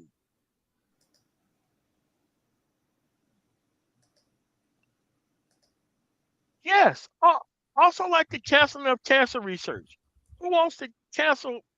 Look, when we did the research for it, we would sell the actual results of it to a for-profit organization so they could make a whole bunch of money off of it.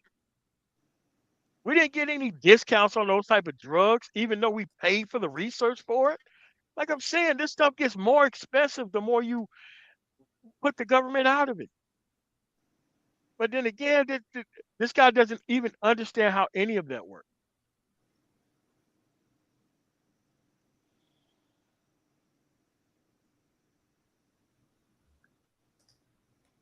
I mean, but the problem is that he wants to talk to dumb people and give them self-esteem. You know, those people need to win. Those people need to know that, you know what, Donald Trump is doing this for you. Those black women losing jobs so that way, they can come back to the table. Yeah, hanging out with me and super chatting me means that things are getting better in society. Like that's what these dummies think, man. This stuff, dude, a lot of people gonna die over this stuff, man. See you, BGS. Yeah, we here it's called the BGS. Is called, yeah, you're right. The Ice Cube effect. The Ice Cube effect. The Ice Cube effect. We saw this 5 years ago. He couldn't even explain what the Ice Cube effect was, It's and he unbelievable. still don't.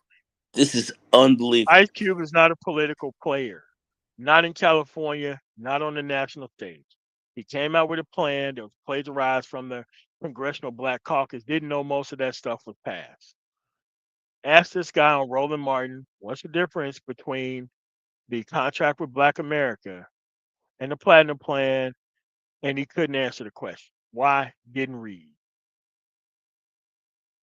Couldn't tell you. Didn't want to be caught on the record saying anything. BGS. We saw this 5 years ago. We saw this before Kevin died. We saw this. What did you see? Please explain it. We had the crystal ball and we put it out there and we told everybody, we told black men, we told black women, we told the entire black establishment and community that this is what was going to happen. And here we are right now. We saw this happening.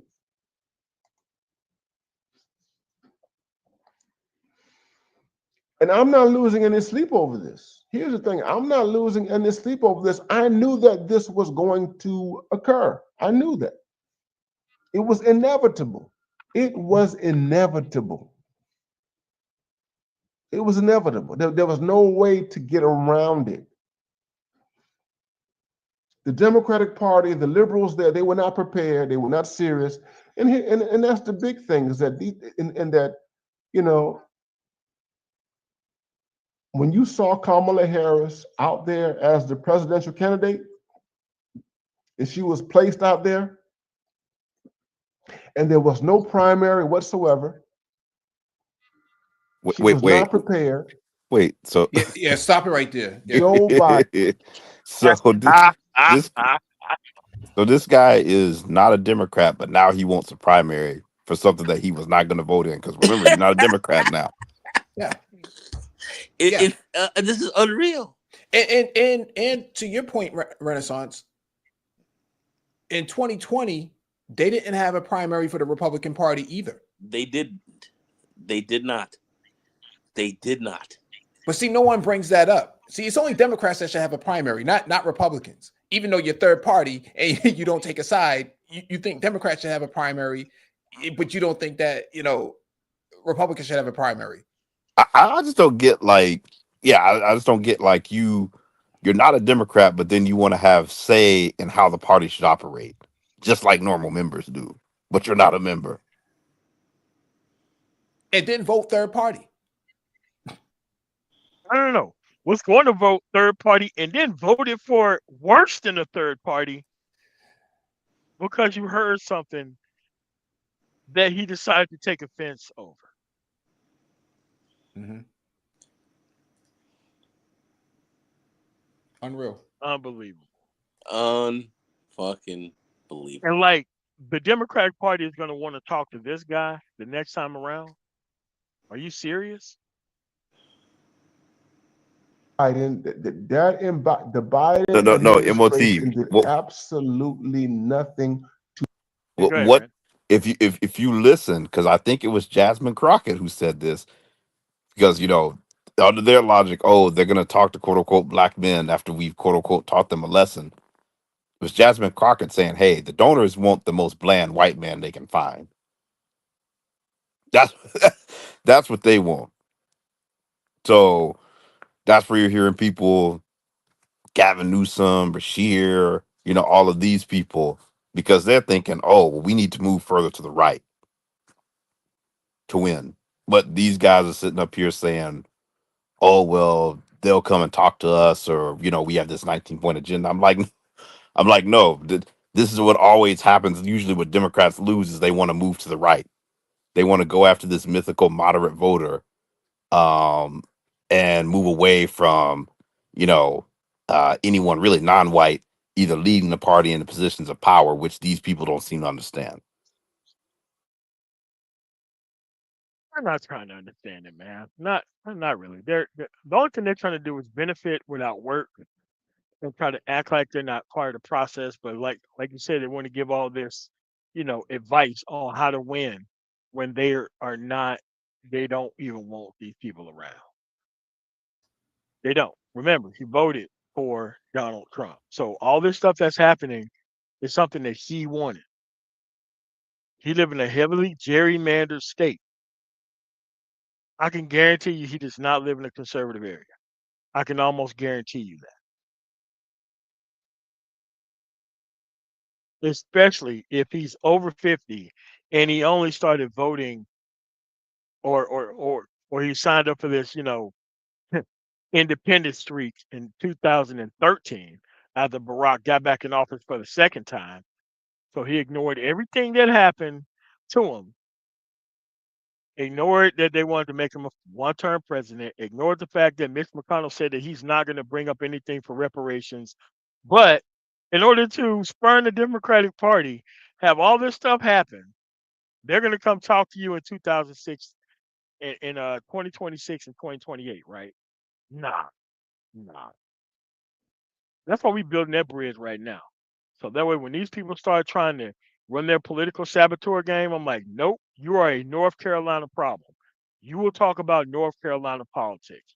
You will figure out how to ungerrymander your damn state and produce another congressperson on the right, because that's where you're at, that's going to do things for you. Don't be trying to talk on this national scale, because you don't matter on the national scale. Your state is heavily gerrymandered for a Republican.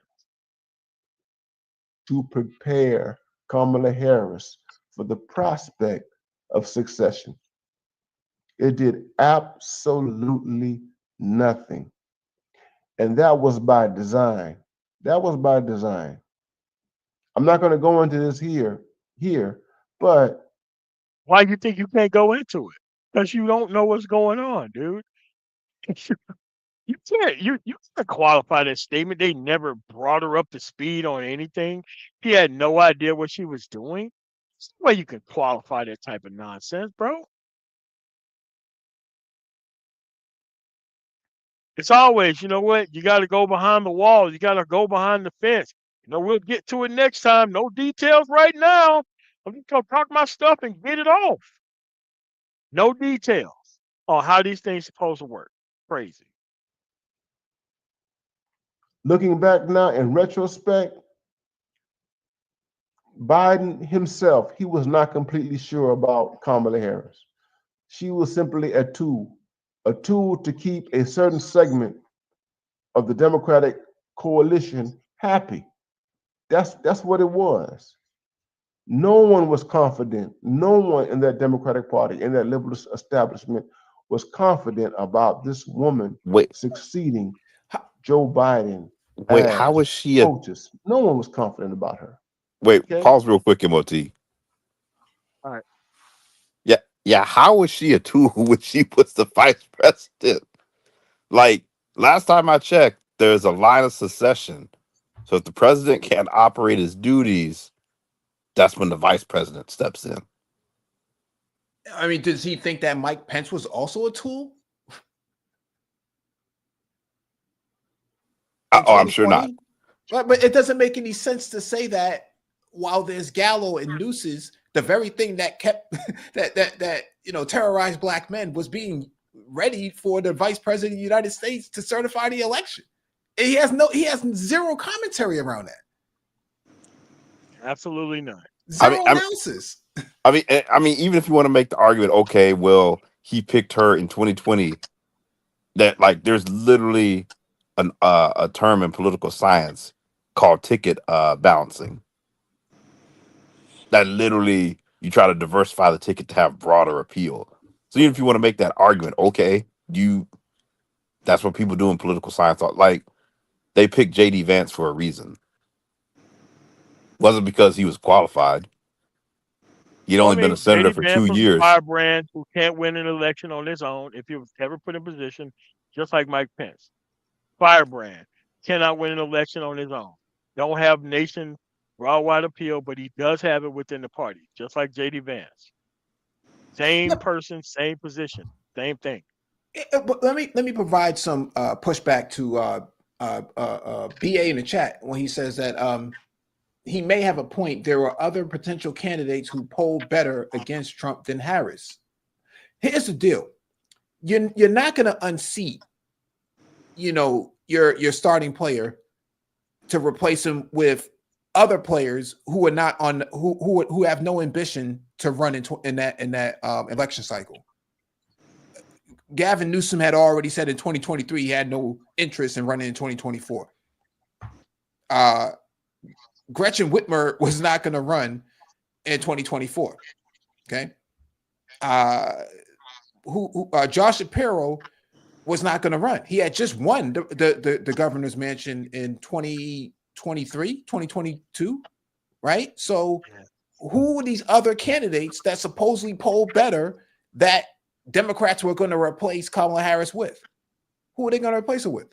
She was a Man, I sitting think that vice would have been president. super, even more weird if they would have replaced Biden with someone else other than Harris. It would have looked crazy. And she had to go out and campaign on the behalf. Oh man, that would have been a Well, man. according to the manosphere, according to the manosphere, Robert F. Kennedy was a better candidate than Kamala Harris. A guy who had never won an election before in his career was supposed to be a better candidate than a sitting vice president. A guy who wasn't even on the ballot in every state. And in Oh the no, states that he was in, he didn't do better than 1%. no, but it was the Kennedy I mean, name. Is what he they were was on saying. the ballot, and they're like Donald Trump wanted him off the ballot to stop from dragging But votes he away from him. So it's but on he some was only ballot. on the ballot in like 10 states. But he, It was the Kennedy name. That's who was going to do it for him. The Kennedy name. the name that his own family disowned and His said this guy own his own son and daughter, and his sister and his cousin. His sister said he was a predator. His own sister said he's a predator. Came out and said it. His cousin, excuse me. Not his sister, his cousin. I'm sorry. Caroline. Tore him out the frame. Horrifying.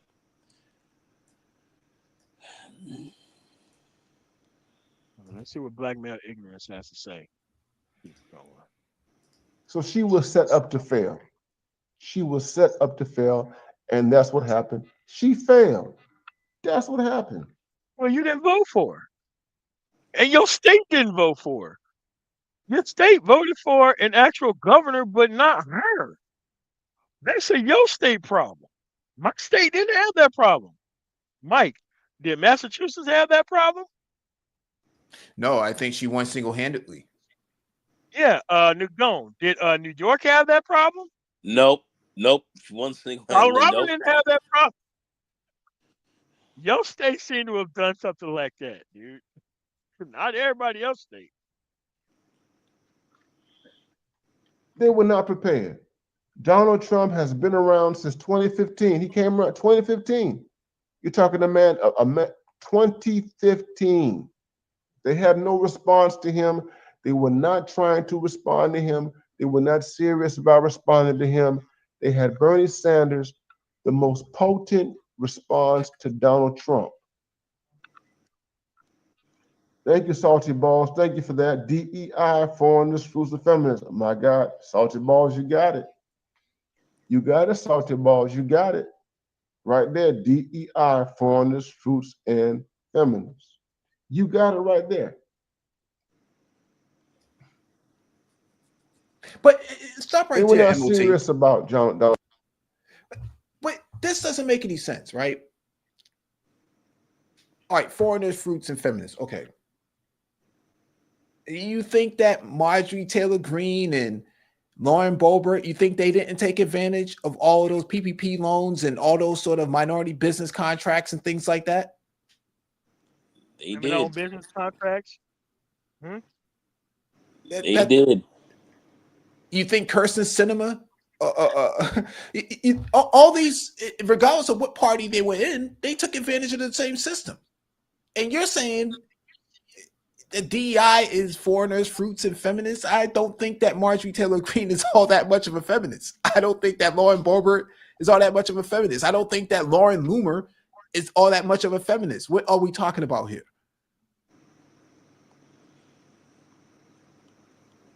You think Nikki Haley is a feminist too? Like I just don't get these guys. I don't understand their political lens. It's just it's rose colored, and it's actually pretty scary that in 2025 that guys are having a conversation about DEI with an administration that doesn't even support it. Why aren't you talking about what the administration is doing rather than what it's not? Go ahead, Musi. Again, he voted for it. Donald Trump. The most potent response to Donald Trump was Bernie Sanders. Bernie Sanders. Bernie Sanders, 2016. Bernie Sanders again, 2020. Okay, so let's talk about this Bernie Sanders thing. If he came so close with Hillary Clinton, how come the same people did not turn around and vote for Bernie Sanders in 2020 in an open primary? That he claimed this open primary was going to give such a broad thing. How come these people didn't vote for Bernie Sanders in the open primary in 2020?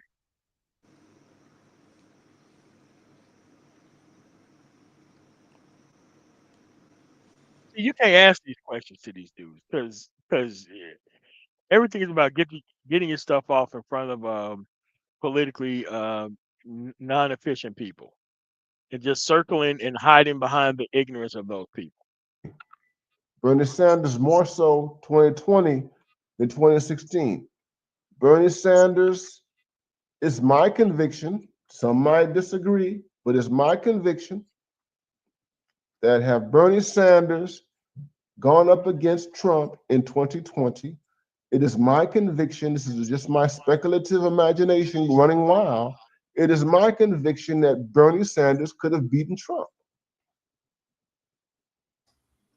The numbers don't Why bear do that. you care? Why But do you care? You were not going to vote for the Democratic Party. So why are you going to just nominate candidates who can beat the person you voted for?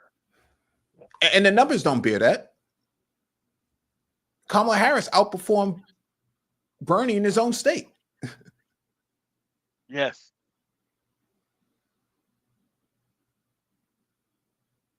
And Trump himself has a opposing agenda to what Bernie is offering, right? Yes. They're diametrically opposed. So you voted for a candidate for an administration now that is in complete opposition to Bernie Sanders.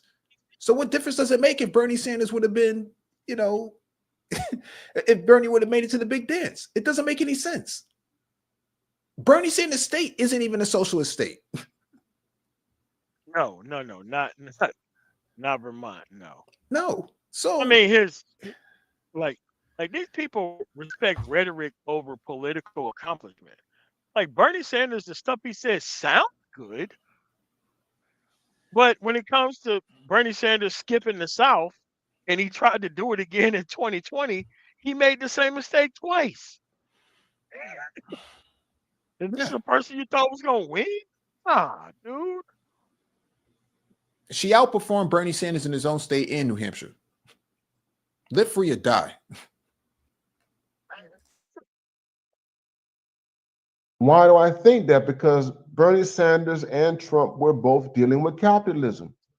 Bernie Sanders and Trump were both dealing with economics. That was it. When you put Bernie Sanders here and Trump there, basically you have as a contest between how do you manage capitalism. What? Oh, Trump managed the hell out of capitalism. Look at the economy. For all those people who said the economy was the number one thing. Actually, he managed the economy so well, when he was reported on how well the economy was doing, he fired the person. That's how well he was managing capitalism. Unbelievable. And why would it matter? Why would it matter if the battle was about how to manage capitalism when Bernie Sanders is an admitted socialist? Right? That's the leftist DEI, because DEI would be a part of that socialist lens. So if you want to get rid of DEI, having Bernie on the ticket would be the worst thing possible, because he would be a DEI advocate. Right? So if the idea is to level the playing field, Bernie Sanders, was not going to level the playing field in the capacity that you're talking about, like Trump is supposedly doing. But see, the mental gymnastics, MOT, is that you could say a bunch of things and it doesn't have to mean anything. Yeah. Right? You could torque yourself into a fucking pretzel as if, oh, you're saying something that's really sophisticated, but when you really take it apart and break it down, you didn't really say anything at all. You just want to see a political fight, right? Of Bernie Sanders and Trump, not realizing that, you know, neither one of them are actually in your interest, right? If you don't like all this leftist stuff that supposedly black women are getting and all these feminists, like what he's saying, salty balls right here, foreigners, fruits, and feminists. Well, that's exactly what supposedly Bernie Sanders stands for. So what are you hoping to gain from that? I don't get it. He's making it look like Bernie would have been a better candidate when you have diametrically opposed points of view, but you don't want to work with the left of the left. You want the left of the left candidate, but you don't want to support the left party. So you voted. So you were going to vote for the third party person, which was 0.04%. Then you voted for the person who actually won the state, which is 50.7%. You get nothing.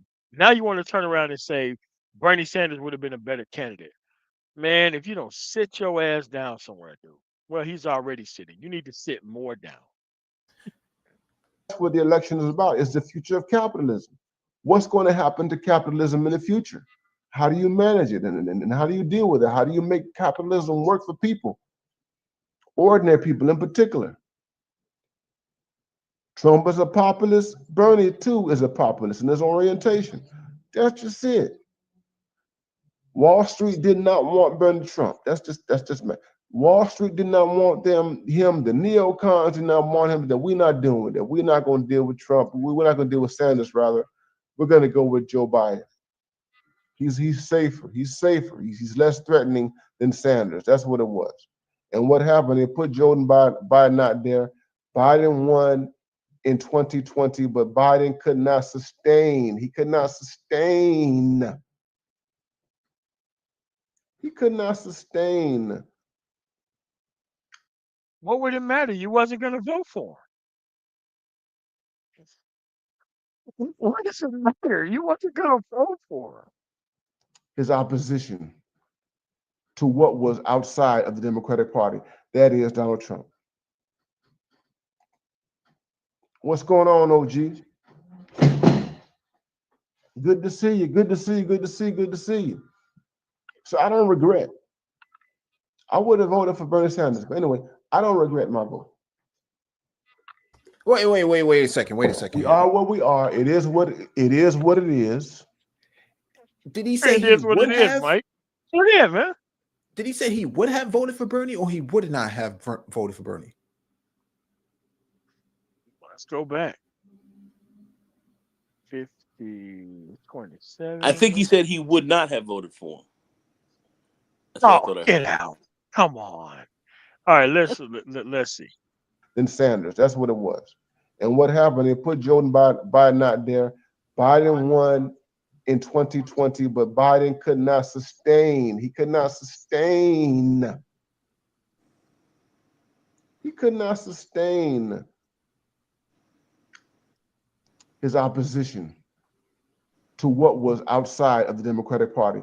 That is Donald Trump. What's going on, OG? Good to see you. Good to see you. Good to see you. Good to see you. So I don't regret.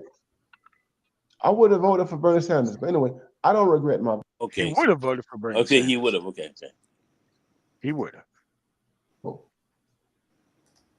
Okay, so here's the thing about this independent shit that people don't get. If you're independent, you don't vote in the primary. You vote based on who's on the ballot. So why would you be independent wishing for a candidate without participating in the primary? Why would you want to be an independent? You literally have less choices than independent, and you have to do twice the work. And if you're not actually understanding what's going on, period. With the whole independent thing, you take yourself out of the primary process. You take yourself out of that. So There's any very few candidate, states that allow you to vote in the primary as an independent. Very few states. New York doesn't If I was certainly a do political that. party, I would stop independents from voting in the primary.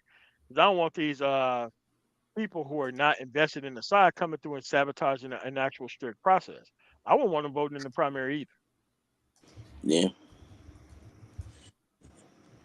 and you take yourself out of it. So that means, as far as your real candidate, if you have a real candidate you say is independent, you're not going to really be able to influence that situation anyway in a primary um, Not from a process. 1% margin, dude. Not from a 1% margin. And look, Bernie Sanders, when he was going to run, ultimately, he said he was independent, but what ticket did he run on when he was running for president?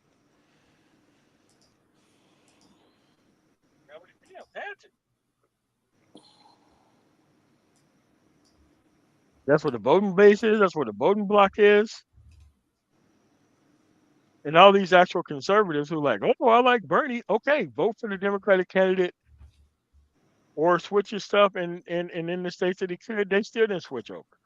So these conservatives who like these, you know, white candidates who actually ignore minorities, because that's the only thing that they liked about Bernie Sanders was that, and nothing really else outside of that, right? But let's keep going. We are what we are. It is what it is. What it is. I'm not losing any sleep. I am not persuaded by all of the rhetoric around fascism and all that kind of stuff.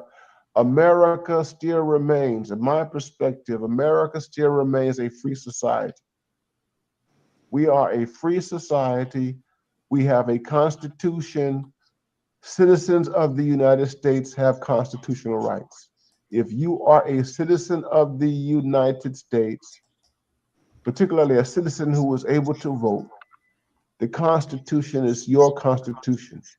You still have freedom of speech. You still have the right to vote. You still have all the freedoms associated.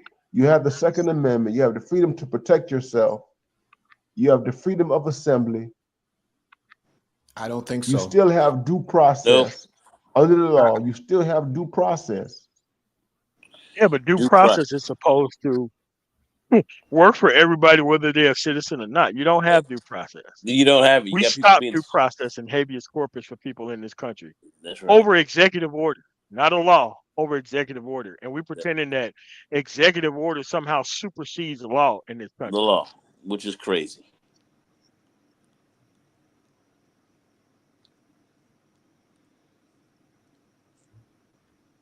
If you are a citizen of the United States of America. So I don't buy into all of the That's not true. You have the right to a speedy trial and all that stuff, even if you're not a citizen of the country, dude. It doesn't mean if you're a citizen, we're going to treat you this way, and if you're not a citizen, we're going to treat you this way. No, if you get prosecuted within the walls of this actual government, you're supposed to get all the rights that anyone else would get here. But see, if you don't understand that and you just right wing rhetoric your way through stuff, you just start to look crazy because you don't understand what's going on here. fascist nonsense that is pumped constantly, constantly, constantly out of the so-called media machine. That's currently not working, by the way. The media is not talking about Washington, D.C. and how unprecedented it is for a person to throw a sandwich at a federal agent and the overreaction of the federal government taking control over Washington, D.C. because of it. That's unprecedented. That's unconstitutional. Well, you can. It's been said before. You can indict a ham sandwich. So the sandwich being thrown at it, the indictment is the bringing troops in. Yep. I mean, but this happened once before that people forgot. During a Republican administration that people forgot. When George Bush ordered the National Guard to take everybody's guns and get them the hell out of New Orleans, nobody was talking about government overreach. Nobody was talking about the Second Amendment applies and owning your land. No, they want you the hell up out of that area. They got everybody up out of there. Again, this stuff happened under the right wing administration. Nobody said anything. Nobody was talking about FEMA camps. Nobody was talking about none of that stuff. It happened in broad daylight, open to everybody. So that the National Guard got them people up out of there. Whether you wanted to stay on your property or not, you had to go. And those people left there for a year and a half before they was allowed to come back. Most of them didn't even go back. Again, don't understand the history. This stuff wasn't that 2005 wasn't that long ago. 20 years ago, this stuff happened. The liberal machine, the democratic machine that you find among the MSNBC crowd, the CNN crowd, the ABC crowd, all those crowds. Good to see you, Passport OG. Yes, it's back to the drawing board. They have to begin all over again. And that's where they are right now, beginning again. They're beginning all over again. And this is a good thing. This is a good thing. It's a good thing. It's like football. And I look at all of this like football. Football. Politics is football. So if you take the Democratic Party, you get better options for president the next time around, right? That's what it is right now. So we're just taking the Democratic Party so that way we can get better Democratic candidates, but we're not taking the Republican Party so that way they can get better Republican candidates. What's going on, man? What's going on here? How can you be a PhD saying stupid shit like how can you be saying this stuff, man? LT, man, I've been sitting here dumbfounded at some of the stuff I'm listening to. It's and this guy's all over the place. I mean, it's this this is your doctorates. These are your PhDs up in the manosphere, man. I it's I don't know what to tell you. Anyway, go ahead. I don't know what to tell you, man. Why would they have a side? Why would they have a side if they don't even know what's going on? This dude literally thinks that like we're like the 0-16 Browns and we about to just tank the Democratic Party so that way there could be more liberal candidates in 2028. What's this guy talking about?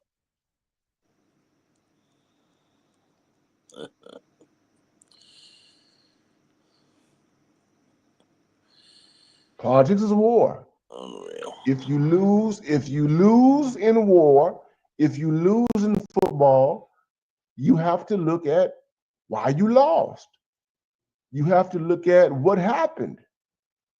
If you lost, if you lose a game, if you lose a season, if you lose a war, you have to look in the mirror. And these people have ran away from the mirror for a very, very long time. After Clinton left office in 2000, they had an opportunity to look at themselves critically because Clinton was succeeded by Bush, George W. Bush, who had 2 terms. They had an opportunity to look at themselves in the mirror critically once Clinton left office in 2000 and was succeeded by George Bush, George W. Bush. And they did not look in the mirror. And when Barack Obama came on the scene much later, Barack Obama was an unexpected. He was someone that no one saw coming. They didn't see him coming. Barack Obama was a gift. Here's the thing. Barack Obama was a gift to the Democratic Party when he came on the scene in 2004 as a U.S. Senator. He was a gift.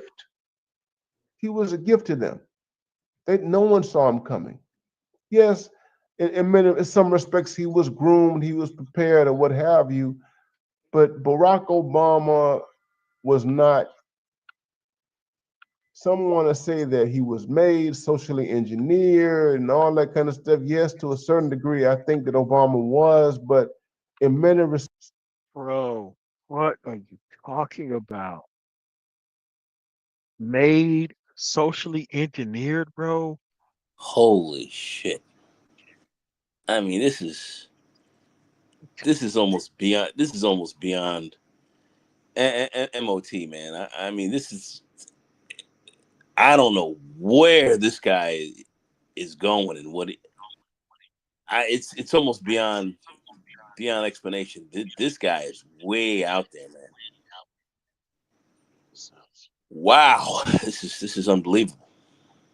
Did you know that Barack Obama was socially engineered, Nicole? Did you know Socially that? socially engineered. Where in a petri dish or something? I mean, listen, man. I mean, this is I mean, he got to qualify his statements, man. But let's this is too I much. think that Obama was like a wild card. No one saw Obama coming. They didn't see him coming, and that's part of the reason why he became a successful, because no one saw him coming. Okay, and the reality is that if Barack Obama had not emerged in 2004 and had not become the president in 2008, there's no telling where the country would be right now. Okay. No telling, no telling, no telling, no telling, no telling. another guy, Detroit 313, a city called Detroit, where he on this But I'm talking nonsense. about the battle for America. This is hour two right now. The battle for America, the battle for America, the battle for America. So that's what I'm dealing with right here. The battle for America. Now, thank you, Detroit 313. Y'all get it up. Cash App $ BMI 3000. Cash App $ BMI 3000. If you support this late night stream, if you support everything that we do here in this space, Cash App $ BMI 3000. I have been away for a long time. I've been traveling. I was in Kenya. I was in Tanzania, or some people call it Tanzania. I was in Senegal over the last 2 months. I'm back here, and back here in America. I'm glad to be back. I'm glad to be back in the fight. I'm glad to be back doing. Let it go. Look at what's on the screen. Read the first sentence. Black black men unemployment rate has dropped 2.4% and surpassed white women wage earners. So black men made it to the top four as now in 2025 under Trump, while black women loses 500,000 federal, uh, 500,000 federal employment. Okay, so if black men, so what he's trying to say is that black men have had got all these jobs, but the employment- black unemployment rate to 7.2%. So the women that are not part of black families, because they keep trying to separate women from black families, and that it's okay for black women to suffer some type of loss, right? Go ahead. How does that make any sense? It doesn't make any sense at all. In fact, it's actual madness. And then on top of that, the real unemployment rate, as we saw, black men have hit 7.2. So the unemployment rate actually has gone up for black men. And this clown is sitting here saying Yeah, something. it is 300K, not 500K, dude. If it's 500K, dude, we fresh off into a recession, and I don't see how even celebrating that or pointing that out is something that's even good. But let's see what else Yeah, yeah, he but has but to say.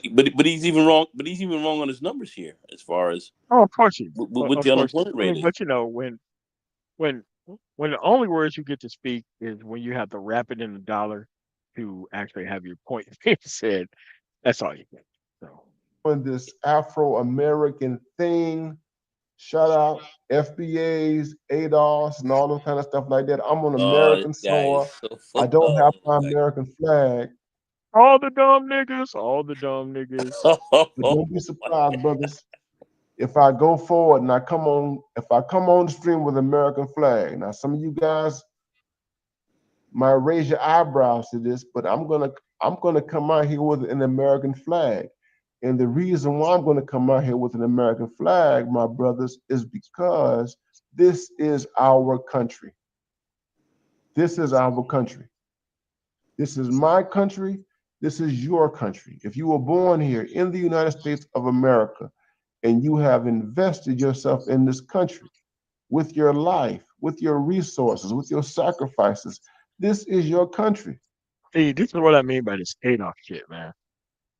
There's other people who come to this country who are black who do the exact same thing. They get no credit for it. Why? They're not including the dumb nigga in their numbers, and they don't like that stuff, man. They really hate it. They really don't like you maligning the Dan, man. They don't want you putting the Dan outside. They hate Yep. Detroit 313 says that black unemployment rate dropped 2.4% and surpassed white women's wages. So black it. Now he made this dumbass statement after the 7.2% black unemployment rate. He made this statement after that. He paid money to say misinformation and stupid shit. Yeah, I Okay, so agree. how do you go from 2.4% unemployment rate to 7.2 for black people overall, and it's not even a week after he said that? Okay, so let's And, go. and then MOT. When was the Then they went and fired, yes? fired, fired the Department of Labor, chief there, but with their numbers, so we can cook the books again. But they didn't want to see that. But I guess this is a part of that. I guess this guy, they're making up their own information here and putting it out here for you to jump up and down on.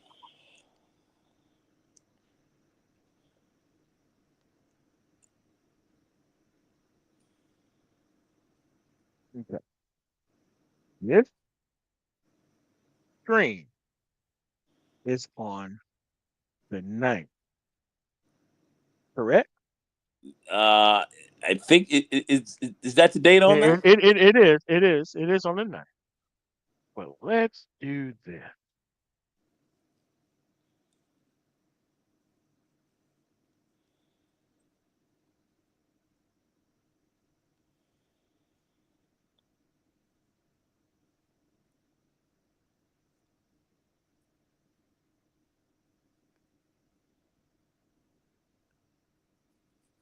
Now, take a wild guess when that article came out. MOT.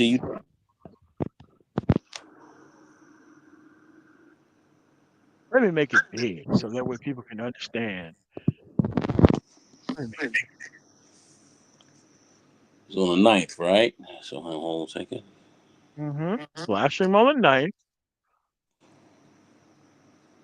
August 1st, 2025, is when the Bureau of Labor Statistics person was fired. This person waited an entire to come up to a live stream to pay, put misinformation in the actual chat in the form of a super chat to say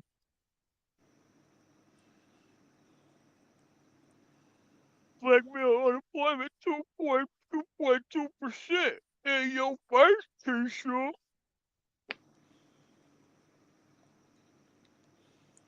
Crazy. Wow, and that's almost that's was that a Yeah. full Look at over a there. week? Look at there. Black male unemployment rate dropped to 2.4%. This is a week later. A whole week later. He paid money to put misinformation on the screen. He paid money a week later because that 7.2 percentage points came right after the actual report came out. And I wonder where this clown got his numbers from. You know, clown.dumbnigga.com, man. You know, where they get all their numbers from, man. You go right. Women hit the top 4%. As now under Trump, while black women loses 500,000 federal. Yeah, that's where we are, my brother. Thank you, Detroit 313. That is where we are. And Bro, I he can see that and dude right now with his Dr. Evil. Black women lose 500 million jobs. he's rubber stamping this, saying good show, man. Good Black show. women lose 500 million jobs. Like, there's not 500 million people in the country, dude. Bro, they just make up numbers to make themselves feel better about stuff. That's the crazy part about it. Wow. Insane. Let's keep going. Insane. But this is the battle for America. The battle for America right now. That's right. That's right.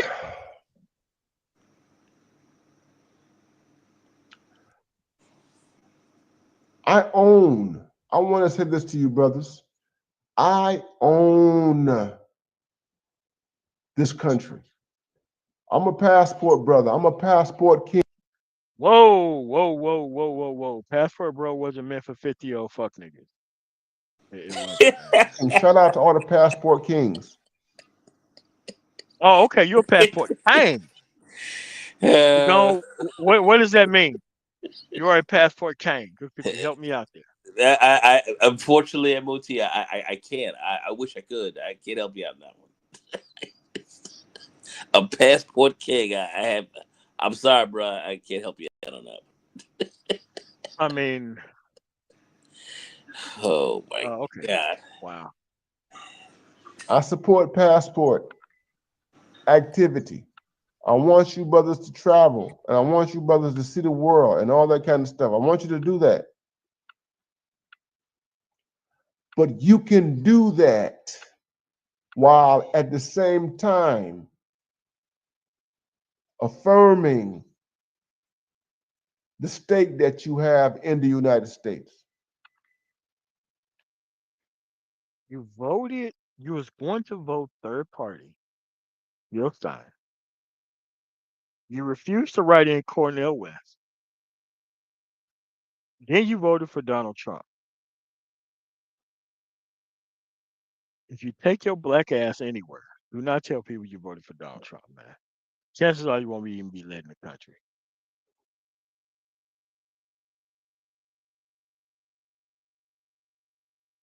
That's what I mean, man, bro. You got these roaches who just come in any movement, spread misinformation, any movement.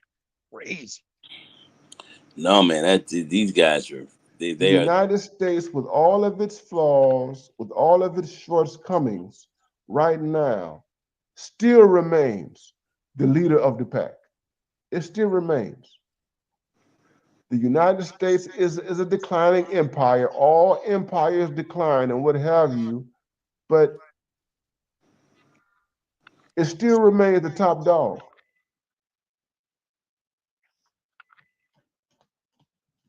It still remains that.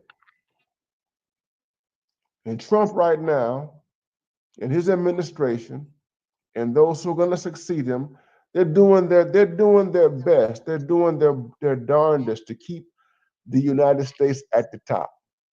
At the top. They're doing their darn best to preserve the dominance of the. And they're doing that in the gone by treating everybody like N-words, right? Because that's how you keep America at the top, by treating everybody like N-words and, even in the playing field, correct? That is correct. According to him. Yes. Treating everybody like N-words and leveling the playing field and taking away health care from people in rural America who has actually helped you build your empire while you oversee these actual jobs after they, retire after one generation. Right. Wow. Wow. But vote for the Republican Party because they want to even the playing field and they want to treat everybody like N-words, right? This Yeah. is a PhD. This is PhD talk. PhD. Keep going. Oh, man.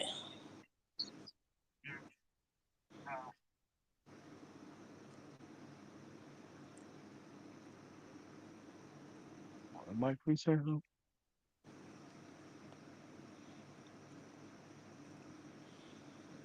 That's crazy.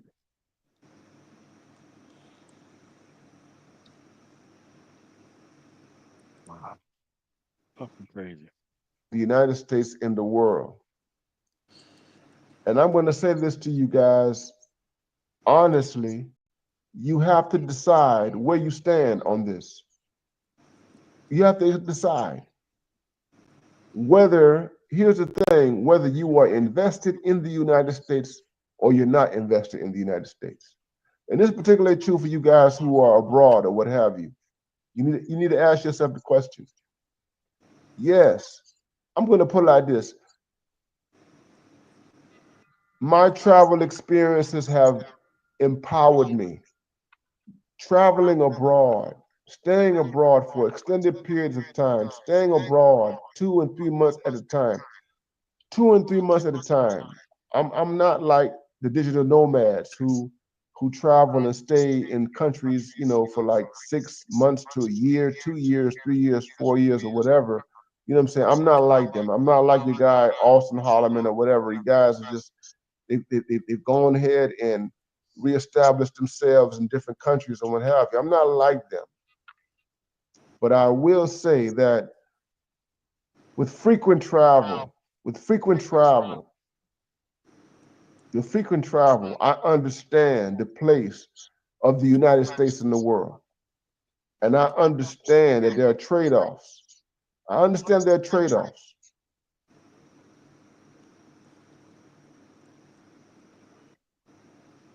I like Kenya. I like East Africa. I like East Africa more than I like West Africa. If you want me to decide where I would rather be, would I want to be in a West African country or an East African country, I would. Nagone, take a wild guess what goes on in East Africa. Take a wild guess because I don't know.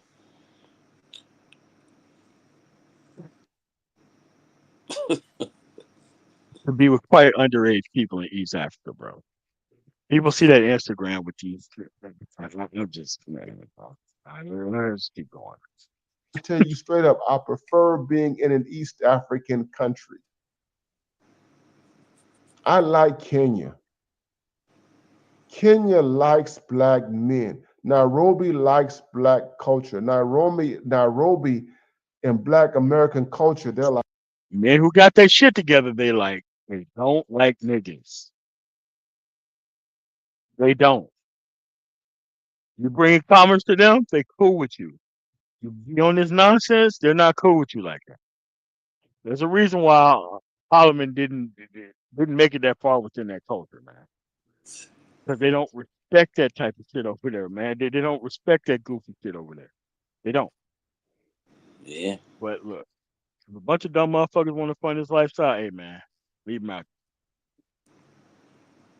this. They're married together. They love us over there. They love us. Nairobi is highly developed, highly developed, highly modernized, and what have you. Other parts of Kenya are not like Nairobi. I love it. I like it. It's cool.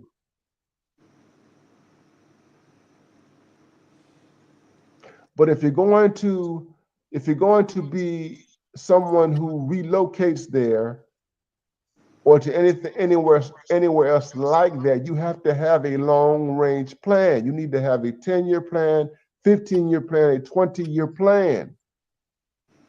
And you have to have a long range plan because the way things work there are not synonymous or quite the same. No, no, no. If you don't mean shit and you just chilling up the atmosphere, they're gonna kick you out of their fucking country. Yeah, yeah, they don't want to do is they're chilling. You gotta be bringing some commerce or something to their country, or else they kick your ass out of there after a while. That's what he's actually saying. A 10-year plan, you're gonna have to provide that shit to some people when you get there. They're gonna want to see you bringing commerce and all this shit. Like, oh, okay, you chill long enough. Why are you here? Oh, well, I'm just here to fuck with bitches. All right, man. On the plane, out the country. Have a nice day. That's what it is, man. Bro, you have to bring something to these people in order for you to be there for a while. They're just not gonna let you chill up the atmosphere and you not bring nothing. Yep. Dude, people don't get that. And they're like, oh, well, I just wanted to sit here and chill. My American dollars. Like, bro, we don't care about your dollars, man. We care about the commerce. You're not bringing commerce with you. And man, go go back home. As the way things work here. If you want to, if you want to be in business, if you want to make money and that sort of thing, it's very different. Now, if you want to go there, if you have a retirement, you have pension and what have you, and you're done working and all that kind of stuff, it's wonderful. It's a paradise. But if you want to make money, there's work that's involved there in terms of connections and culture and all that sort of thing. And if you're not used to working with anyone in the United States, how the hell you think you're gonna move to Africa and be able to work with those people over there? Not gonna Not happen. gonna happen. Not gonna happen. You're gonna get tore up over there. In a different situation where you don't speak the language, you don't know the culture, and you're just over there for some actual business. Come on, dude. You're not gonna last that long over there. There's a lot of stuff that you have to navigate.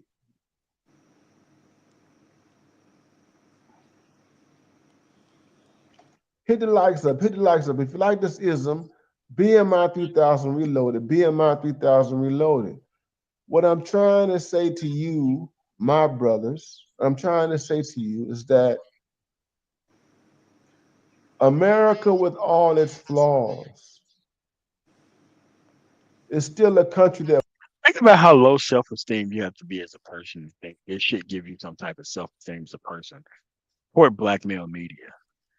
These fucking idiots just I don't want to run into these people.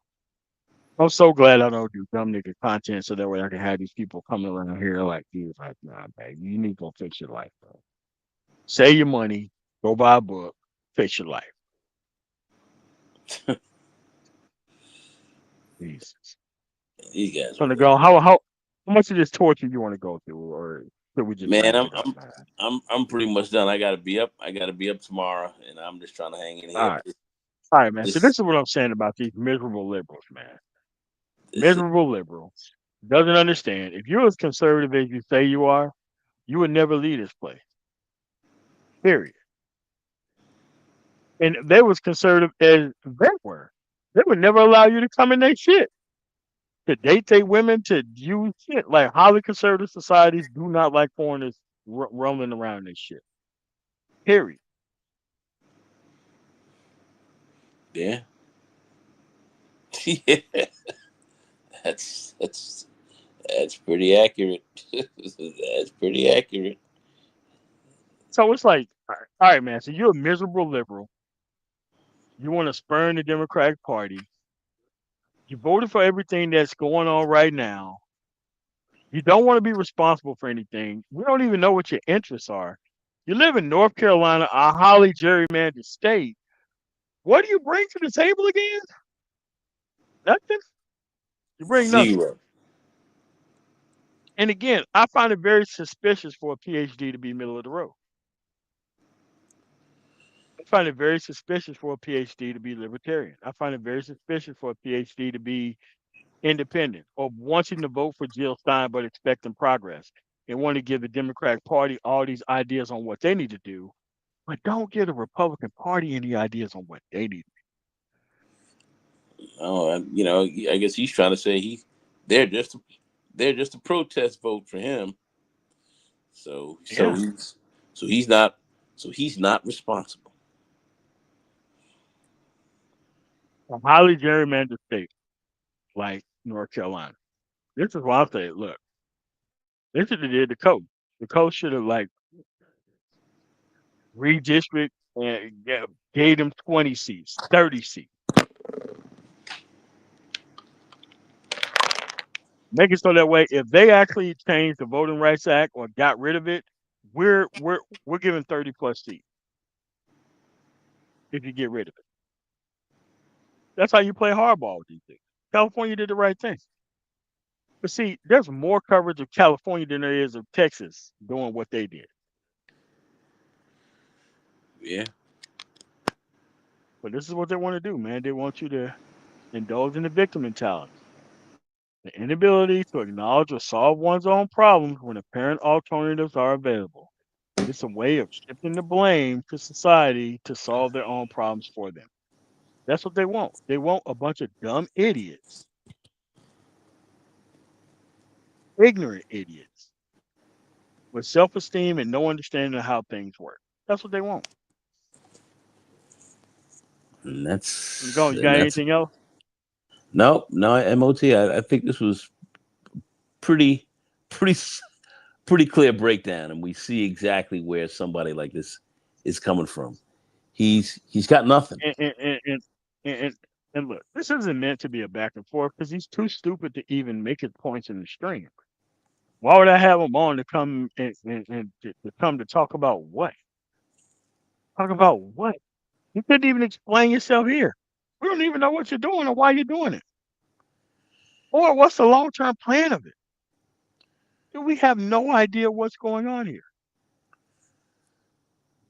No plans. Wow. What's going on, sir? So with that said, I want to thank you guys for coming through on the Man Tomorrow. I refuse to do dumb nigga content, and you guys have a really nice night. All right, MOT. Thanks, bro.